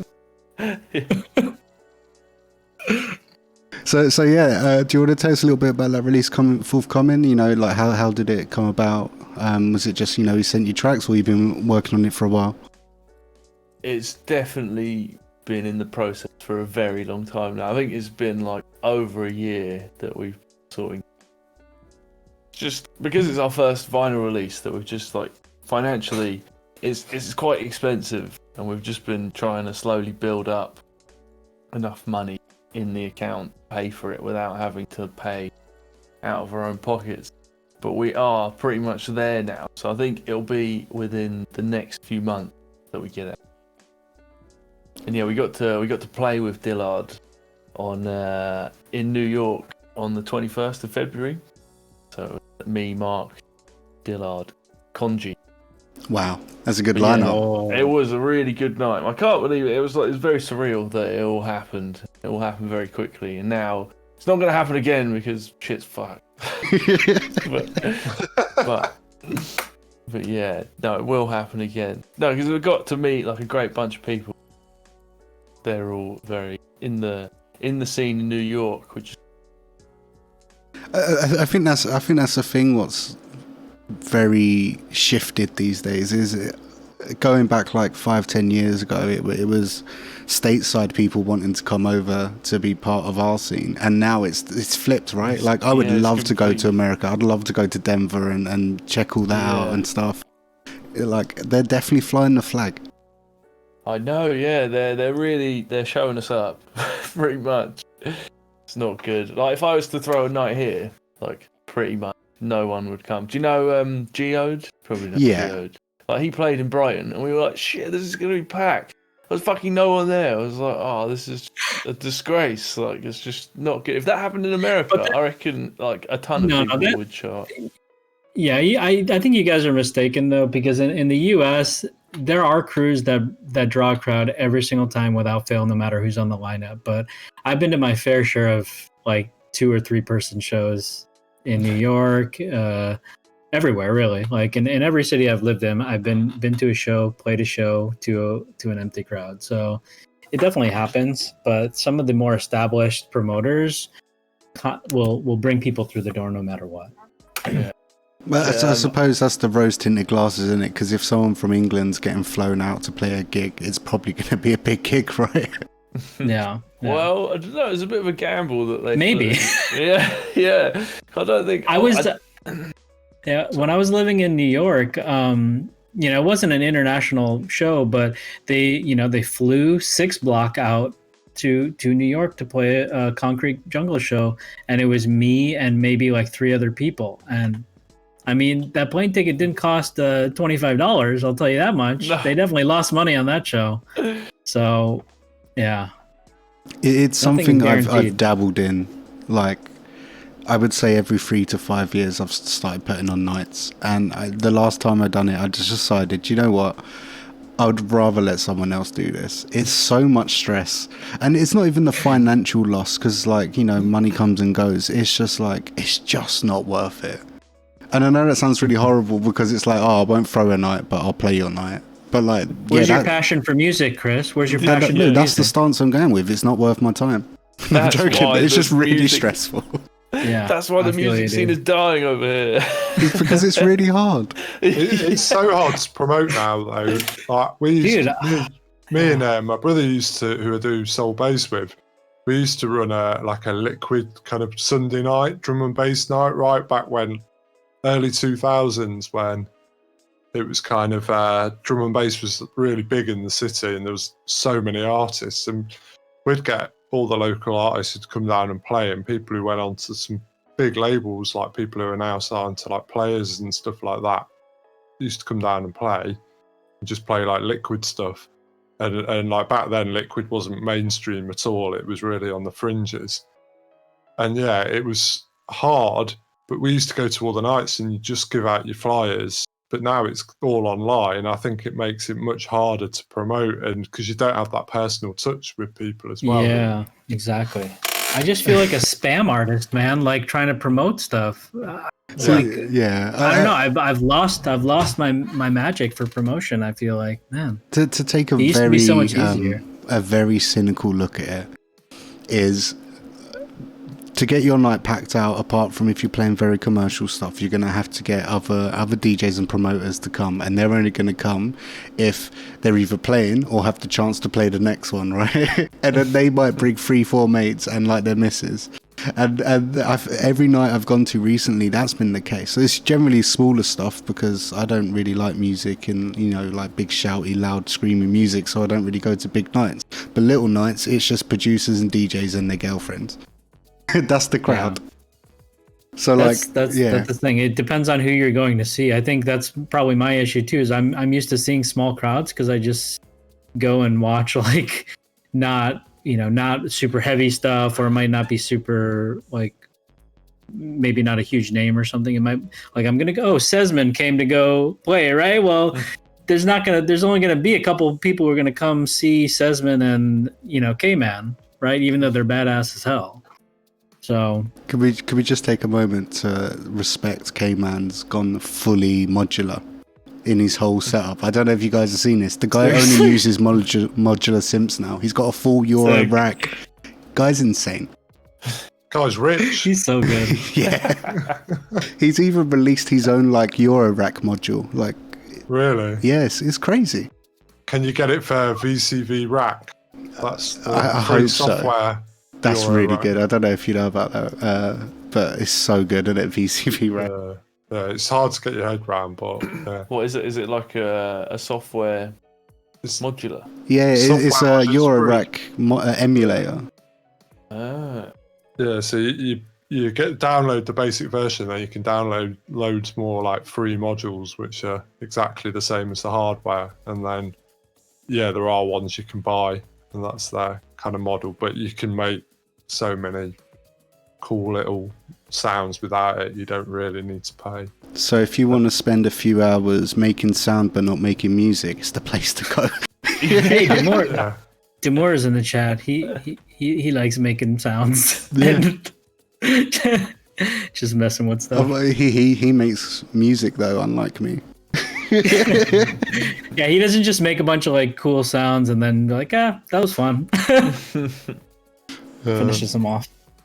Very underrated producer. More people need to know about Demore. Yeah. So getting back to like the label thing. So how was it looking going forward? I guess this year's a bit of a write-off. Obviously releases are going to come out, but is there like a big plan once things start picking up properly, or? I've been running things pretty much the same way I had been before. So I'm just always, I don't have like a release schedule unless I have, stuff that was sent to me that has blown me away, and I just happen to have a bunch of stuff sitting there. But for me, it's not like, a month has passed, now it's time to pick up another release. It's just kind of like once that release comes into my hands is when I decide to release it. If I don't find something like release worthy, then I just will wait longer. I love that approach. It's pretty much how I run my life as well. It's just like, look, if it falls in my lap, I'll take it. If not, I ain't running for the bus. Actually, the virus kind of helped us to begin with, I think, because we had like quite a big increase in sales at the beginning. Yes. Because I think everyone was on the internet so much, and we actually put quite a lot of content out that we noticed that we had the best month that we've ever had during the lockdown. Same. Yeah. The first Bandcamp day was the best day for sales I've had in 10 years on day 30. It really, that's mental. That did really help, that the waiving the fees bang thing. Definitely a good idea, because it's just one day for them, so got every other day to be making loads of money. How do you guys feel like they're keeping doing it once a month now? It's good that they continue to do it. Yeah, I think. I think anything you can do to help the industry at its Certainly- time of need. You know, Certainly, I think it's nice to see someone actually respect the content providers as well. yeah. And, you know, SoundCloud have shown it's seemingly quite an opposite approach. mhm. Like looking at my day job's an IT job, right? And like looking at that pure thing, they're literally saying that day we're gonna lose money. It's not about them, you know, like saying, oh, we're waiving fees. It's like bandwidth costs money, running the website costs money, and if you're going if you're getting more traffic through your service that day more than any others, like transactions, they're like sending credit card fees and blah blah blah. They're literally taking a loss on that day, which I think that's really admirable. Yeah, and it's not just one day. They've done it for quite a few days. Yeah, exactly. Total, isn't it? But I think in total, it may have brought more customers to their website, I think. Yeah, I was gonna say, yeah, they're definitely getting a benefit from residual sales that happen out of that 24-hour period, right? They're getting all the royalty, they're getting all their cut from there, and also I just feel like I was gonna say something that I don't remember what it was, so I'm just not gonna say it. Smooth, right? It will come back. Yeah, it actually updates you on their website about how much money bought out. Oh that yeah, month. yeah. It's What like- I was so gonna it's say like was that 18 million. So they definitely have for like. Yeah. And I 1 noticed month. that, like, yeah, compared to like the first Bandcamp day that happened, the sales on subsequent Bandcamp days were certainly nowhere near as good as that first one. So there was a lot of hype with that first Bandcamp day. Yeah. So Yeah, they I think showed it's sort of normalizing, but it's getting people hopefully into the habit of buying. I know, like, I've also probably spent more on music than I've ever spent on all of the Bandcamp days too. Like, I never go out and buy like whatever, like dozens of releases in one shot, you know. But on Bandcamp day, I do it because I'm You like, were buying the artist is getting discographies. everything. I was buying discographies, yeah, like multiple discographies in a Actually, day. yeah, we sold quite a few discographies as well from ours. Not on the Bandcamp Yeah. days, but over the virus. Uh-huh. It was very Yeah. nice. So I think, yeah, it's definitely helping the scene for sure, what Bandcamp has done. I mean, it's helped me finish tracks because, like, I'm like, oh, people might actually buy my music then. It's helped me put up a pre-order. I'm like, man, we got to get this pre-order up. Let's put it up. Bandcamp Day is coming up. Let's get this thing up. When is the next one? First Friday of every month. So it's it? coming up. This Friday. This upcoming Friday will be Bandcamp Day. Oh damn! We should probably get something. I think what they've done is they've kind of cemented themselves as the For the rest of the distributor year. who's got the most love out of all musics. Like, not just electronic music. I know like punk bands and things like that have started like distributing their stuff on there, and they really love it and blah blah blah. So like, what they need to do now is they need to make their platform better as an experience. Like, they don't aggregate anything. You have to know where you're going. Like searching and stuff like that, they should do charts, and they should, you know, like Juno does, where like I can do my DJ chart and things like that. If they start moving into things like that, I think they could take over. I genuinely think they could. Easily. Bandcamp right now is not friendly enough for finding music unless you're there and you know you're looking for it, right? Like, if you know what you're looking for, it's good, but it's not good for just browsing. I mean, it is good. Can you browse on it? I don't think I've ever browsed on You it. can, but Yeah, it's you weird. It's like via tags and stuff, right? It's like if everything is tagged as like electronic. So Or like, you can. If you look at other people's collections that have bought similar stuff to what you have, you get told, and then you look and you're like, oh, I wonder what XYZ is, and then, oh, this dude's got a good taste. I'll check out what they're listening to. And That is the one thing that I liked about SoundCloud, is where you get like the stream. Yeah. Go through. See, that's the problem. Like, Bandcamp only includes what I bought. What I've bought is a very small portion of what, the music that I enjoy and the music that, I curate. So if somebody looks at my SoundCloud profile, they'll probably have a much better idea of the type of stuff that I listen to generally than if they look at the stuff I bought on Bandcamp. Because a lot of times I'll just go on Bandcamp and be like, oh, homie released an album. buy, won't even listen to it, might not even be good, you know? Yeah. So, I think that's happened to me in the past. Well, like small print, you see people have bought things, but they haven't actually downloaded it. They've Yeah, bought it. yeah. It's like, all right, fair enough. Suppose you Like can that. stream, can't you, if you Yeah. buy it and don't download? But yeah, I don't see the point in. You know, it's probably on Spotify or whatever, and you're probably paying for that. So Yeah, they may sort it out in the future Bandcamp, I reckon. I think it's a bit difficult for people when they first use it. I know, having used it and sold stuff to a lot of people on there, because it was our only way that they could buy it for our release. Like, a lot of people messaged me and just saying I'm having difficulties with Bandcamp, and what you can do on what devices is really a bit confusing, and they just need to iron out the user experience a bit.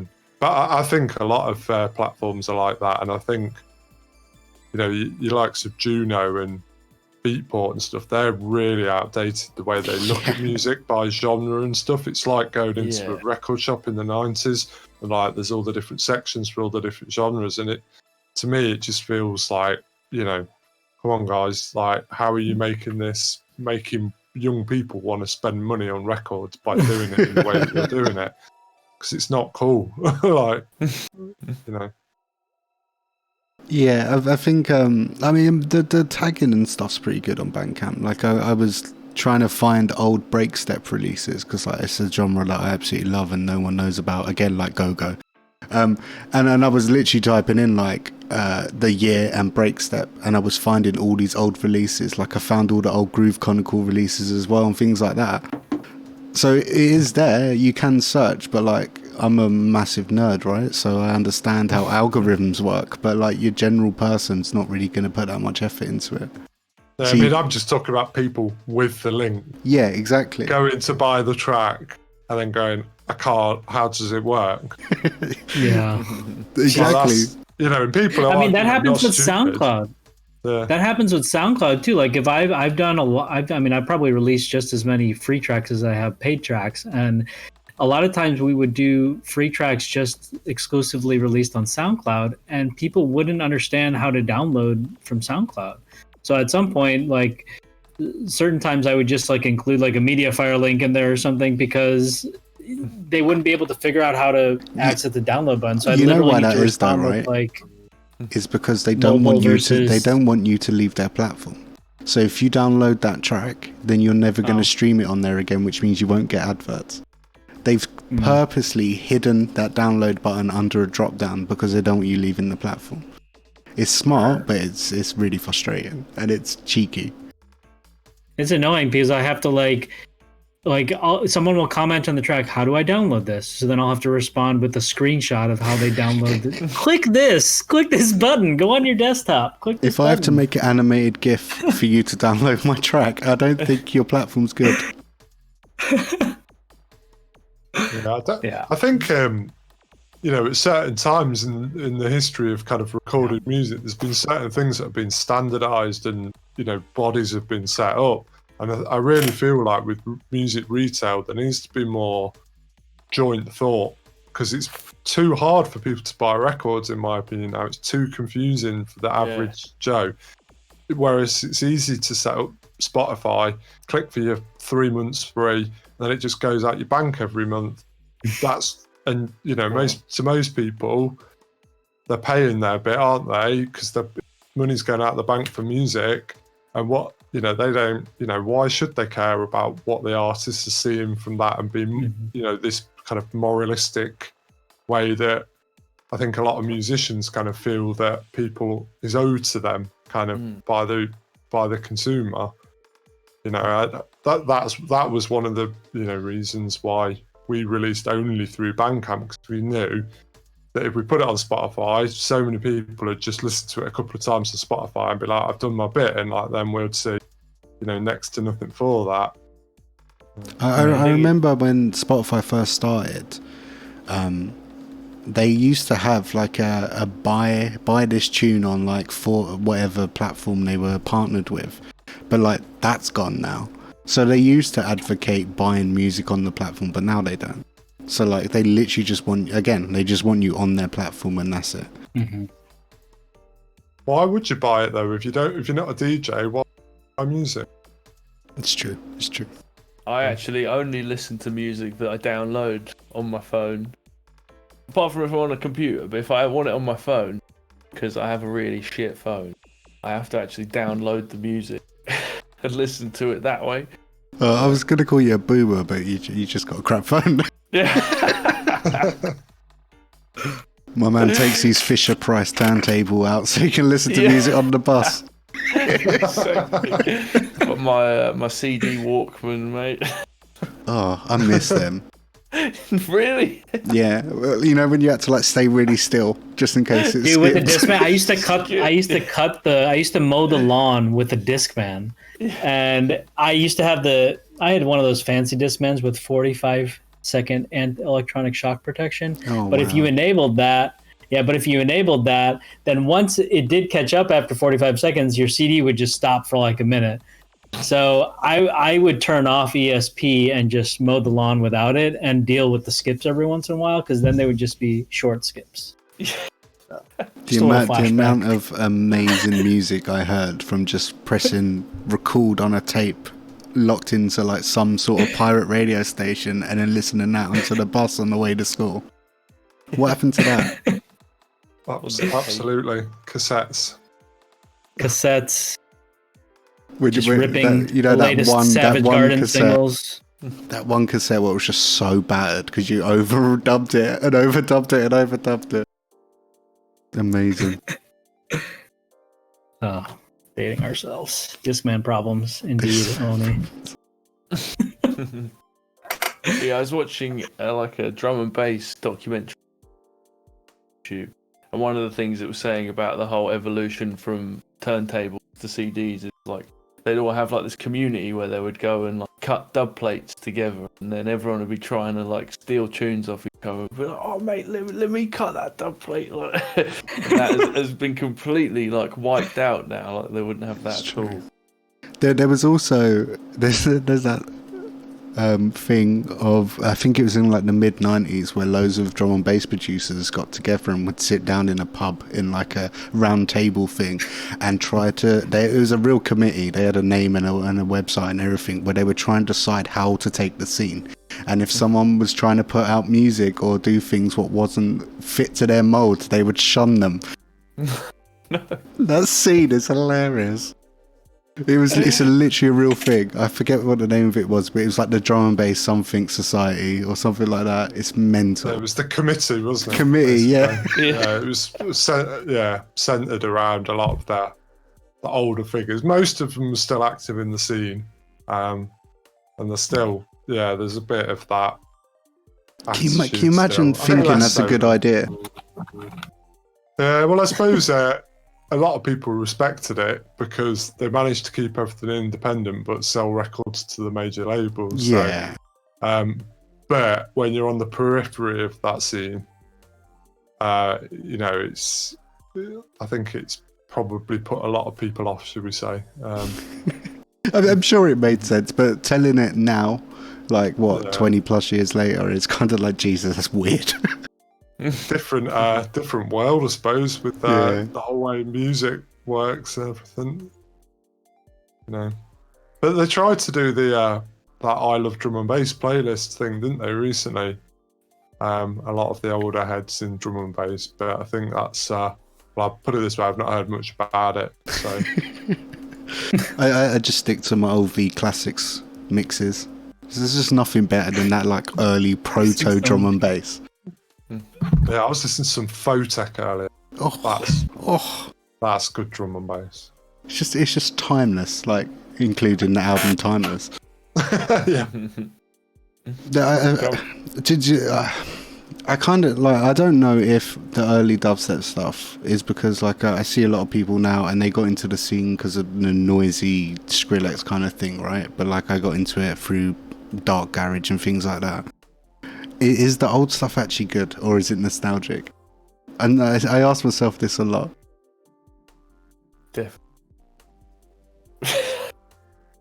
It depends, man. So, a lot of it is terrible. Yeah. A lot of it's terrible. there are. I mean, some of it is pretty good though. I think when I listen back to it, I'm like, wow, that was pretty good. Yeah. And some of it, we were listening to this before. for me, it's not about like it's not necessarily about like how like technically complex or like how much talent was taken to make a tune. It's just like when I first hear something, it either sticks with me as a timeless tune or it doesn't that first time. You know what I mean? And so like there's certain tunes that are just anthems that you just like every single time you hear them, they just put you in a special place. You know what I mean? But then there's others that are just totally like underproduced garbage that like if somebody made that today, you'd just be like, dang, this really isn't this really isn't that great. I've You know, got and it big love for the old sound. Like I remember getting Yeah. I used to have a mate and he'd pop round about once a week and give me a CD. And it was like really early like Tempest stuff, like the odd early Digital Mystic stuff. His vinyl collection was worth, if you still got it, thousands. He was like the first place that I ever heard dubstep in Leicester. Okay. And yeah, the first tune, I think it's Box Cutter tune on the first mix. What's the tune? Ment Dub or something. Amazing track, and I just hear that. And we used to, all the lads I lived with at the time, he used to have these huge subs in his car, and we'd just go and smash it in his car like really loud. And yeah, it just reminds me of that era. Yeah. All those like Screamers and One and stuff. I just love it. Yeah, it's a complete nostalgia trip for me. But there is some artists who I think that like you could play that to anyone and they would be like, that's incredible. Like Box Cutter's one. I would say like when the scene, I feel like it hit its first peak is when it got to that kind of Apple Pips, Ramadan Man sort of era, like end of Skull Disco kind of thing, where it got really techie and the production quality got so high. And then I guess people didn't say it, but that Dungeon sound happened where everyone stripped everything back. But I want it to go back to that thing where it was like busy and massive dance tunes without the wop wop wop. See, the type of music that you're talking about, like it still isn't. Well, yeah, it's small print. Like it never caught along. You know what I mean? Like it's like incredible music that remained underground. So like if you talk about like underground or previously underground OG like dubstep artists that are still making music today, I feel like there's a lot of producers who just really aren't at the level of a lot of newer producers. Even if they might have made bangers back in the day, like they don't make very good music anymore. The sound has definitely changed. Where like, so Whittler does his like weekly streams where like he listens to people's music and gives feedback and stuff like that. And he said something what really stuck with me a couple of weeks ago when I sent him one of my tunes. And he went, "Oh, if you want it to sound modern, you need to make your kick less punchy and wooden, right?"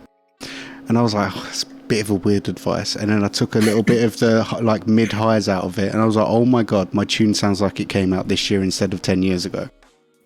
Like the sound has changed in a way that unless you study it, you don't realize it. Funkmod is asking, the real question was the Dungeon era better than the current deep dub sound? Never. The problem is the current deep dub sound is Dungeon. What everyone calls deep dub is actually dark dub. There's not a lot of deep melodic dubstep that I hear regularly coming out from producers. It's mainly like evil, darker stuff. Yeah, as far as mainstream. I'd agree. One of the major issues I have with dubstep as a whole, as a genre, is there seems to be this kind of insistence that if it's not dark, no one will dance to it. Right? And I don't get that because from, I've spoken earlier in this session about, being involved with drum and bass scene before the word dubstep was even, and it wasn't even a thing.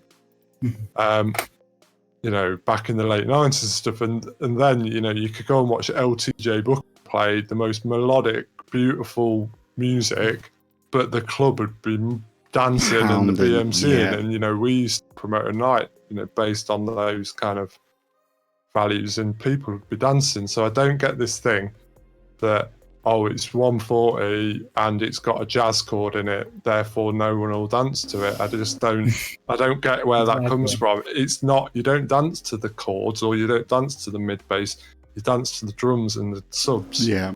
I mean, nothing makes me laugh more than like watching some of these live streams and things like that, where a tune will be subby as hell, right? And I'll be sitting there and I'll be like, this is a stonker.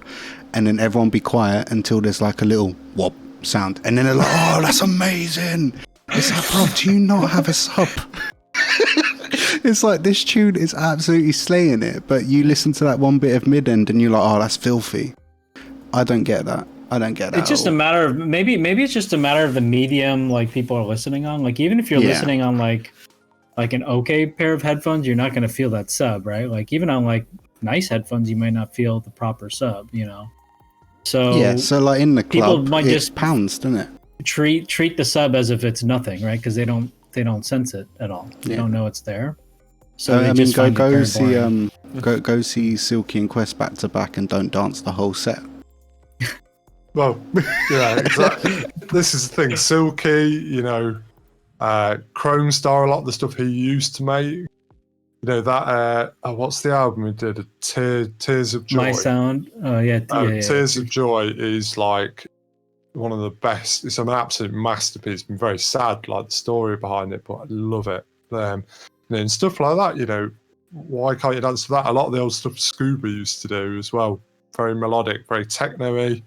You know, really that's my sound. That is, I love that sound.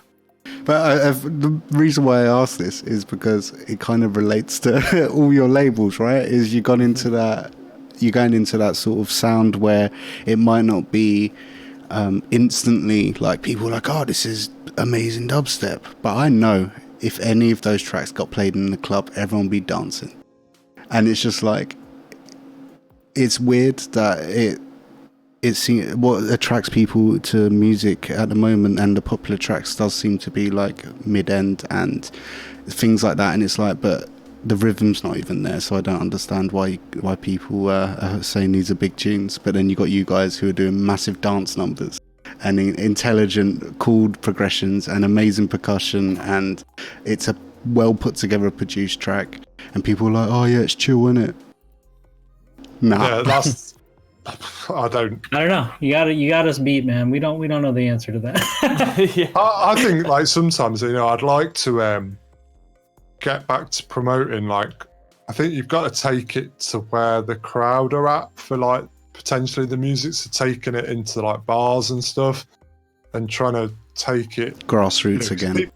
People view it as like coffee table music, I think, a little bit, and maybe promoting it through, you know, good venues, but you know, bars and whatnot. But you know, I think that's maybe the way we need to go in the UK a bit more, taking it back down to kind of grassroots. Hey, man, you know, people playing, not necessarily charging people to get in, but just playing the music out, getting it heard by people, and getting people to understand what's it about, because they're hearing it in the right context, which is a Friday, Saturday night in a pub for a reasonable sound system, you know, with hopefully good beer. Yeah, or maybe we just go back and back to the drawing board, and we just start throwing afternoon shows at coffee shops. Maybe. No, nothing says dubstep like a double espresso, mate. Yeah, fresh cup of espresso. So should we play the final tune? Yeah, and then we'll come back and we'll wrap this up, I guess. Yeah. So this one's Soul Based Project. Do you want to introduce this one? Yeah, is it Sea Breeze, isn't it? It is indeed. Yeah, so I believe this is forthcoming. With small print. Yeah, it was influenced by going to some really nice beaches in the northeast, and I got a sample and it reminded me of that, so I built a track around it. Nice. I mean, I listened to, basically got a massive pack of tunes. I listened to this and I was like, you know what? It's like you built this for me. This is such a me tune. It's an absolute banger. So let me play this and we'll be back in about 3 minutes.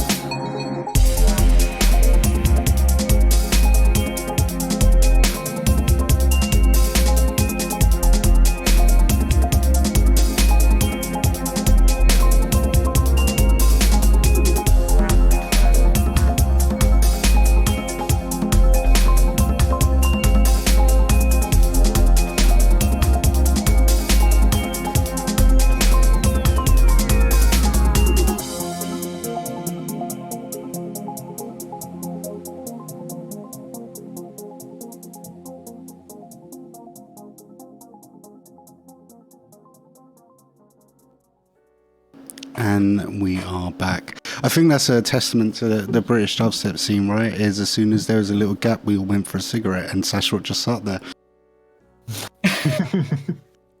Healthy US people. That's I think that's something that no one realizes about, especially London dubstep scene. You don't go for the night; you go for the smoking area and to chat to mates. Yeah, that's it. Some nights you just spend the whole time in the smoking area. That's where everything gets done. That's how you meet people. That's how you get signed to labels. If you're in England and you want to get together as an artist, you need to smoke. Yeah. I'm joking. It's bad for you. So I guess it's about time we wrap this up. I guess. We had this structure for it, and we kind of covered every point. So I guess we'll just talk about what everyone has forthcoming soon. I guess. How about you, Sashwat? Sure. Yeah. I mean, I've been previewing. I've been pushing the Depth EP for the last 2 shows. So that's what's coming up. That's going to be dropping finally on October 10th, 2020. So the pre-orders for that are up on the Dank and Dirty Dubs Bandcamp page. And aside from that, we finally have Talkbox going on a regular schedule. So we're going to try to keep this a regular thing the last Sunday of every month.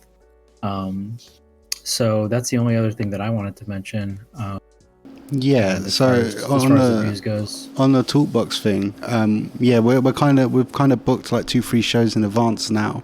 So it's all exciting stuff, really. Where we've actually got lots of people who seem to be up for doing this who I didn't think would be. So it's really exciting for me because I get to sit down with some people who I haven't met yet and people I haven't spoken to in years because, times are weird and people are looking to reconnect again. So it's good on that. Music wise, I just make music and it's my hobby. What about yourself in a small print? I was going to say, Chris, we should also once we kind of get through the conclusion, maybe just address some questions. I know Oni had a question that he might have been curious for some of us to answer as well. So if you want to fire your questions in the chat, we'll answer those very, very shortly. So what about yourself in a small print? What we got forthcoming? So we got 6 EPs that we're sitting on at the moment. So the first one is the Dillard one. It's going to be our first vinyl release. We've got a Soul Bass EP. We've also got a Cultro EP that is pretty dark and dirty, kind of like Kircher. And then we've got Wise Young Fool, who is American. And then we got a guy, Jonathan Thomas, who sent us an EP. And then we've got Kircher's new alias, which is can't remember. But it is very odd. Yeah. Question, not to prod. Is Small Print the label that signed Kircher exclusively? No, that's DNO. Oh, okay. They're also I was trying to release something by Kircher, and we were all for it, and then he's like, "Oh man, I signed to some label exclusively." I'm like, he kind of messed up there. I think. Yeah, I told sounds him like that. not a good call. Nah, not at this sort of level. I don't think signing to one label is not ideal. And they are doing pretty good for him, though. I think they've got another vinyl coming out for him, but it kind of just means that because he was doing pretty well, he had like releases on like Cold Marauders and stuff. He's a baller, man. He's so good. We definitely want another Kircher release, but he's starting up this new alias, but it's very different. It's definitely more abstract and like dark techno. Russian sort of style. Just Russian. Yeah. Sounds cool. Like the Russian that he is. Yeah. I don't know if you've seen his videos. I think he makes his music like in a bathroom or something. It's nice. But yeah, he's great. Yeah, and we got 3 sample packs as well coming out. We got one from C Note, we got one from me, and one from Frindler as well, who is in Singapore. I guess we should address the elephant in the room. So I've released tunes on Dank and Dirty. I've released tunes on Fight or Flight. I think you need to step up, mate. There's 7 releases coming, not 6. I'm kidding. I'm happy being a fan. We are planning our next compilation, so you're more than welcome. I'm just being facetious. Yeah, no, we're getting this vinyl out of the way because we've just been focusing on that, and then the next big one is definitely be our compilation. So I'm excited for all of them. I've been a supporter throughout. It's really strange. It's just like I think you're getting there now, but I was saying to like on those like dubstep Facebook groups and things like that, and everyone's like, oh, nominate some like labels. And I was always like, you guys. And then like I've noticed recently other people saying it. So I hope I've helped spread the name. Oh, thanks, mate. No, that's it. No, it definitely really helps, that kind of thing, though, is spreading the word in those Facebook groups. So there you go. Everyone going to the Facebook groups, Small Print Recordings. Yeah. Much appreciated. And obviously you got the EP on Small Print, but is there anything else coming from yourself, Small and Soulbase, or? Not got any releases lined up. Got written a load of music over the past year. So yeah, just trying to get that out to the right people. And then another release probably on Fight or Flight. I don't know when exactly. Probably looking at next year now, but I don't know. We'll see. But what I do know is if it's the release that we've got planned, it's going to be big. Are you doing just compilations or on Fight or Flight, or for now? Yeah, we may do on the next one a single to promote the album, like a probably digi, but yeah. Compilations, from my experience, are extremely hectic to organize, right? Like if you're it's a big headache, right? Like I love doing them, but it's a big headache. So like I only do one a year, and that's enough. I think you've got into this great position though, because you've been going for like 10 years. Everyone knows around February, make sure you have a 420 track, otherwise you're not getting on this year. Yeah, exactly. So I have it a little easier because people expect that. But when you're just trying to start a compilation from scratch, it's like trying to sort out an EP with 5 remixes on it. Like you have to coordinate with multiple people, and it's time consuming. So the thing is, in my experience, the music is always the easiest thing to get out of producing. You know, and I don't want to generalize about musicians, but I'm about to, so apologies. But I do work with musicians all day, every day in my job. You know, and the analogy herding cats would be the one that I'd use. So trying to get 11 producers to all sign a contract correctly and all get it back to you on the right day, or send you a photo can be a challenge at times. Yeah, I'll definitely with you that. But you know, it's only going to get easier, I hope. Yeah, it just even I know when you go back to, you know, it's about the music, but you're also paying people. It's also extremely complicated to pay people out for compilation releases because you're having to hash out like, okay, so this person is getting 1/8 of the royalties from this compilation sale. It gets super complicated. But I'm digressing. I was just kind of curious about how it was structured as far as just compilations or a mixture of both. Like as an artist though, I think they're great because you can like labels can kind of put a tune out and see how well it does for you, and then like I've had people come back and be like, oh, your tune actually sold really well, let's do an EP and things like that. So it's like good for you guys to test waters as well with people, isn't it? Plus there's a mutually beneficial aspect of compilations where if you have 10 artists featured on a compilation, that release is going to be promoted to 10 people's fan bases. So you are expanding. You have much further reach, you know. Yeah. Well, that's usually. I mean, we not spent a penny on the whole of, apart from the mastering actually, because we did use someone decent for that. But yeah, other than the mastering, the whole labels cost nothing. People have done stuff for free because it's charitable. But yeah, when you start thinking about paying out and stuff, you know, I can see where it becomes more complicated with the accounting. Yeah. Well, it's been a good time, guys. It's nice to sit down and talk to you and get some nice insights and behind running labels. I mean, most producers just kind of look at it like, oh, who's going to put my tunes out? But maybe people got a little bit of insight of why maybe it does take 6 months to get a release out. And just like the intricacies behind it, which I think it needs to be spoken out about a bit more, because I feel like labels get a bad name. And obviously I know all you guys are running good, healthy labels. So hopefully we can give you a little way to demonstrate that with your voice rather than the music as well. Good, thanks for having me on. Anytime, yeah, man. Thanks for stopping by, guys. Yeah, it's been really good. So thank you ever so much. Yeah, I'm looking at a chat. Everyone's got a bit sidetracked, so I don't think there's any questions. So I think we'll call it here. But the next show will be the 25th of October. Yep.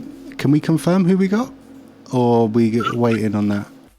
Yeah, I think both people confirmed, so we can confirm our guests, I guess, and we'll Go on in. I'll let toss you, out mate. You booked them.